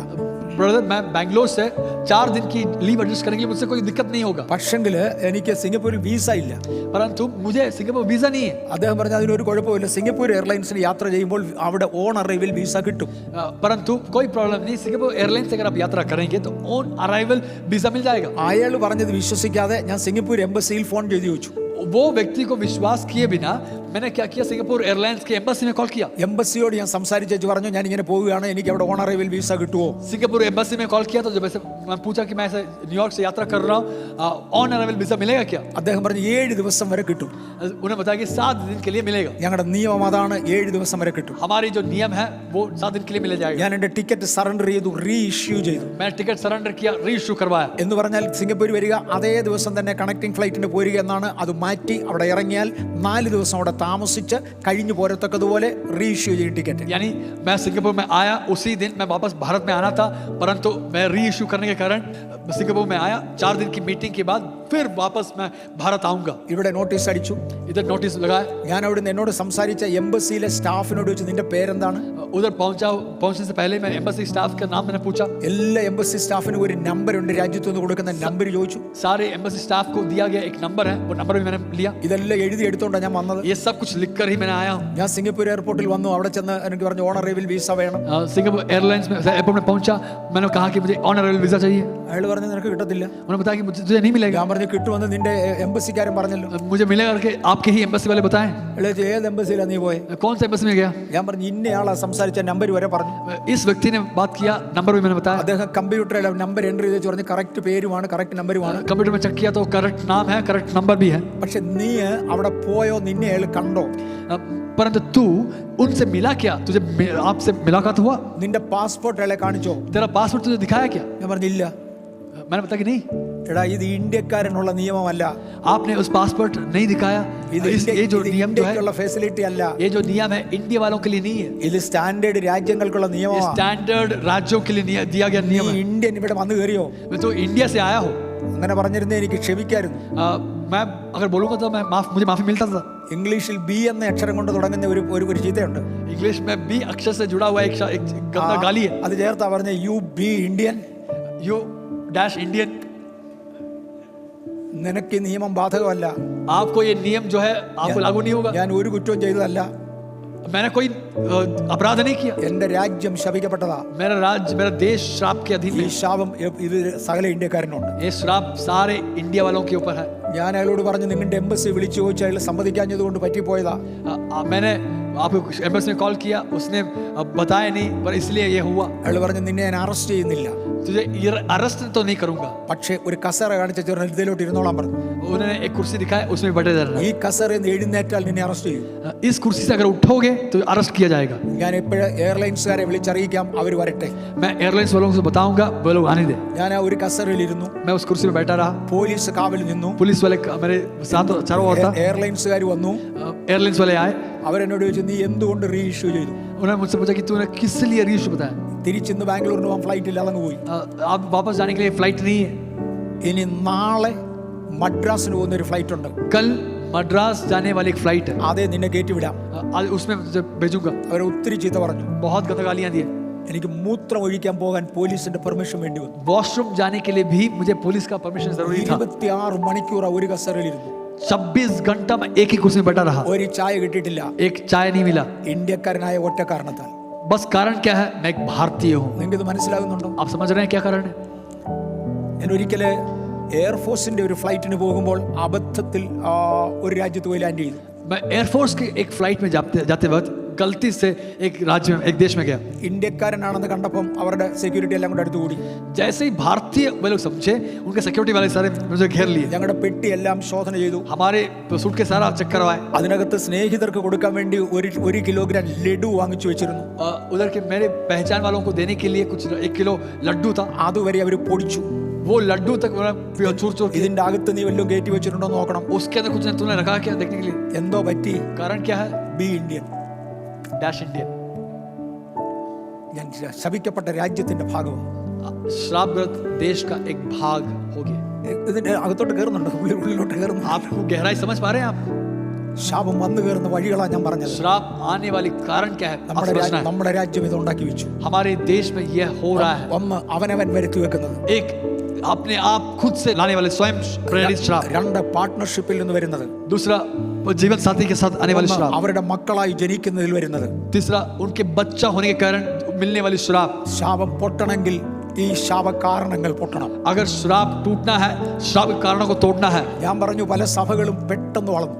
मैंने कहा कुछ कलीसिया जल्दी से बढ़ने लगा। ഒരു വർഷം കൊണ്ട് 3000 പേർ പുതുതായി സ്നാനപ്പെട്ട സഭ ഞാൻ കണ്ടതാ. एक कलीसिया एक ही साल के अंदर 3000 के हिसाब से बढ़ने लगे। പക്ഷെ ജനം ദൈവവചനത്തിന് മുമ്പിൽ കീഴടങ്ങും. परंतु परमेश्वर के वचन के सामने लोग अपने आप को झुकने समर्पण किए। ഞാൻ ചെയ്ത തെറ്റുകൾ ശാപകാരണങ്ങൾ ഞാൻ ഒഴിവാക്കിയേ മതിയാകും. मैंने जो गलतियां किया, उस गलतियों की कारणों को उसको हटाना जरूरी है। എന്റെ മാതാപിതാക്കളിൽ നിന്ന് വന്നതെങ്കിൽ ഞാൻ ദൈവത്തോട് ഏറ്റു പറഞ്ഞേ മതിയാകും. मेरे माता पिता से आने वाली श्राप है तो मुझे उसको मान कर अंगीकार करना जरूरी है। മാതാപിതാക്കൾ ചെയ്തതിന് നമുക്കൊന്നും ചെയ്യാനൊക്കത്തില്ല. मेरे माता पिता जो किया है उसके लिए मैं कुछ नहीं कर पाऊंगा। ദൈവസന്നിധിയിൽ ഏറ്റു പറഞ്ഞ് അനുദപിക്കുക. परमेश्वर के वचन के सामने, परमेश्वर के सामने उसको मान कर कबूल करके उसको माफी मांगना है। രാജ്യം ചെയ്തു പോയതെങ്കിൽ രാജ്യത്തോട് ക്ഷമിക്കുവാൻ ദൈവത്തോട് പ്രാർത്ഥിക്കുക. हमारे देश जो किया है उसको अंगीकार करते हुए, प्रभु के सामने बोलते हुए उसकी माफी मांगना है। പണ്ട് ദൈവമനുഷ്യനായി യോശുവ പറഞ്ഞ പോലെ ഞാനും എൻ്റെ കുടുംബവും ഞങ്ങളെ യഹോവയെ സേവിക്കും. जैसे यहोशू ने कहा, मैं मेरे घराना परमेश्वर की सेवकाई करूंगा। നമ്മുടെ ജീവിതം ദൈവസന്നിധിയിൽ സമർപ്പിക്കാം. हमारी जीवन परमेश्वर के सामने समर्पण करना. ഞാൻ ഇന്ന് ശാപകാരണങ്ങളിൽ ഒത്തിരി എണ്ണം എടുത്തു പറഞ്ഞു. मैंने शाप के लक्षणों को कारणों को बहुत सारे तरीके बताया. നമ്മുടെ ജീവിതത്തിൽ നിന്ന് ഒഴിവാക്കിയേ മതിയാകും. हमारी जिंदगी से उसको हटाना जरूरी है. എനിക്ക് വേണ്ടാത്തത് വേണ്ട.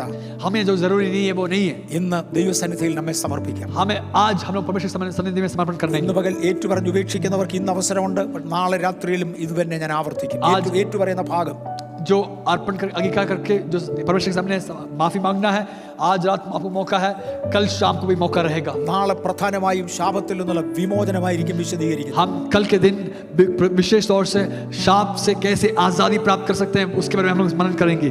ഇന്നലെ ശാപമെന്ന് പറഞ്ഞാൽ എന്താണെന്ന് പറഞ്ഞു. പാരമ്പര്യ ശാപത്തിന്റെ ഉദാഹരണങ്ങൾ പറഞ്ഞു. कल शाप क्या है, परंपरागत श्राप के लक्षणों को उदाहरण को बताया. സാത്താൻ നമ്മുടെ ജീവിതത്തെ നശിപ്പിച്ചു. അതുകൊണ്ടാണ് നമുക്ക് ശാപം ഉണ്ടായത്. शैतान ने हमारी जिंदगी को बर्बाद किया, इसलिए श्राप हुआ. നമുക്ക് ദൈവത്തിലേക്ക് മടങ്ങി വരണം. हमें परमेश्वर की ओर वापस आना जरूरी है. നാം അറിഞ്ഞോ അറിയാതെയോ നമ്മുടെ ജീവിതത്തിൽ വന്നുപോയ കുറവുകൾ ഏറ്റുപറയണം. हम जाने अनजाने में जाए हुआ हर एक गलतियों को प्रभु के सामने कबूल करके मान के माफी मांगना है. ഇന്ന് ശാപകാരണവും ശാപം വരുന്ന വഴികളും വിശദീകരിച്ചു. आज श्राप के कारणों को और उसके हर एक तरीकों को हम लोग सीखें. അത്യാവശ്യത്തിന് മനസ്സിലാകേണ്ടതിനുള്ള ഉദാഹരണങ്ങൾ ഞാൻ പറഞ്ഞു. जितना समझना था उसके लिए जो जरूरत, जो उदाहरण को मैं बताया. നാളെ വിടുതലുകളെ കുറിച്ച് പറയും. कल छुटकारे के बारे में बताऊंगा. നാളെ വിടുതലുകൾക്ക് വേണ്ടി പ്രാർത്ഥിക്കും. कल छुटकारे के लिए हम प्रार्थना भी करेंगे. നമ്മെ തന്നെ ദൈവസന്നിധിയിൽ സമർപ്പിച്ചു. अगर हम अपने आप को परमेश्वर के सामने समर्पण करेंगे, നമ്മുടെ ജീവിതത്തിൽ നിന്ന് മാറ്റേണ്ടത് മാറ്റുവാൻ ദൈവസന്നിധിയിൽ ഒരു തീരുമാനമെടുക്കാം. यदि हमारी जिंदगी से जो हटाना है हटा पाएंगे तो കണ്ണുകൾ അടയ്ക്കാം, പ്രാർത്ഥിക്കാം. हम आंखों बंद करें, हम प्रार्थना ഞങ്ങളുടെ करें. കർത്താവേ, ഈ സഭയെ അടിയൻ ദൈവകരങ്ങളിൽ തരുന്നു. मेरे परमेश्वर, इस कलीसिया को मैं आशीषित करूंगा. ഞങ്ങളുടെ ജീവിതത്തിന്റെ ബലഹീനതകൾ കണ്ടുണരുവാൻ കർത്താവ് തന്ന കൃപയ്ക്കായി സ്തോത്രം. हमारी जिंदगी की कमियों को प्रभु जी हम लोग जानकर उसको अलग करने के लिए हम लोग चाहते हैं. प्रभु, അങ്ങയുടെ ബലത്തിന്റെ കരം അടിയങ്ങളുടെ മേൽ വെക്കണേ. आपकी बलवंत वो हाथ हमारे ऊपर रखने पाए. കർത്താവേ, ശാപകാരണങ്ങൾ നിങ്ങളുടെ ജീവിതത്തിൽ നിന്ന് സത്യമായി ഒഴിവാകട്ടെ. प्रभु जी, हमारी जिंदगी में आए वो श्राप के कारणों को हमारी जिंदगी से हमेशा के लिए हटने पाए. അങ്ങയുടെ നാമത്തിന്റെ മഹത്വത്തിനായി ഈ ജനം വാഴ്ത്തപ്പെടണേ. आपके नाम से इस प्रजा प्रभु जी, हर लोग प्रभु जी आपके नाम से आशीषित होने पाए. സകല മഹത്വവും അങ്ങേയ്ക്കായിരിക്കും. सारी आदर महिमा केवल आपको ही रहेगा. അത് യേശുവിന്റെ നാമത്തിൽ തന്നെ. सबको यीशु मसीह के नाम से ആമേൻ.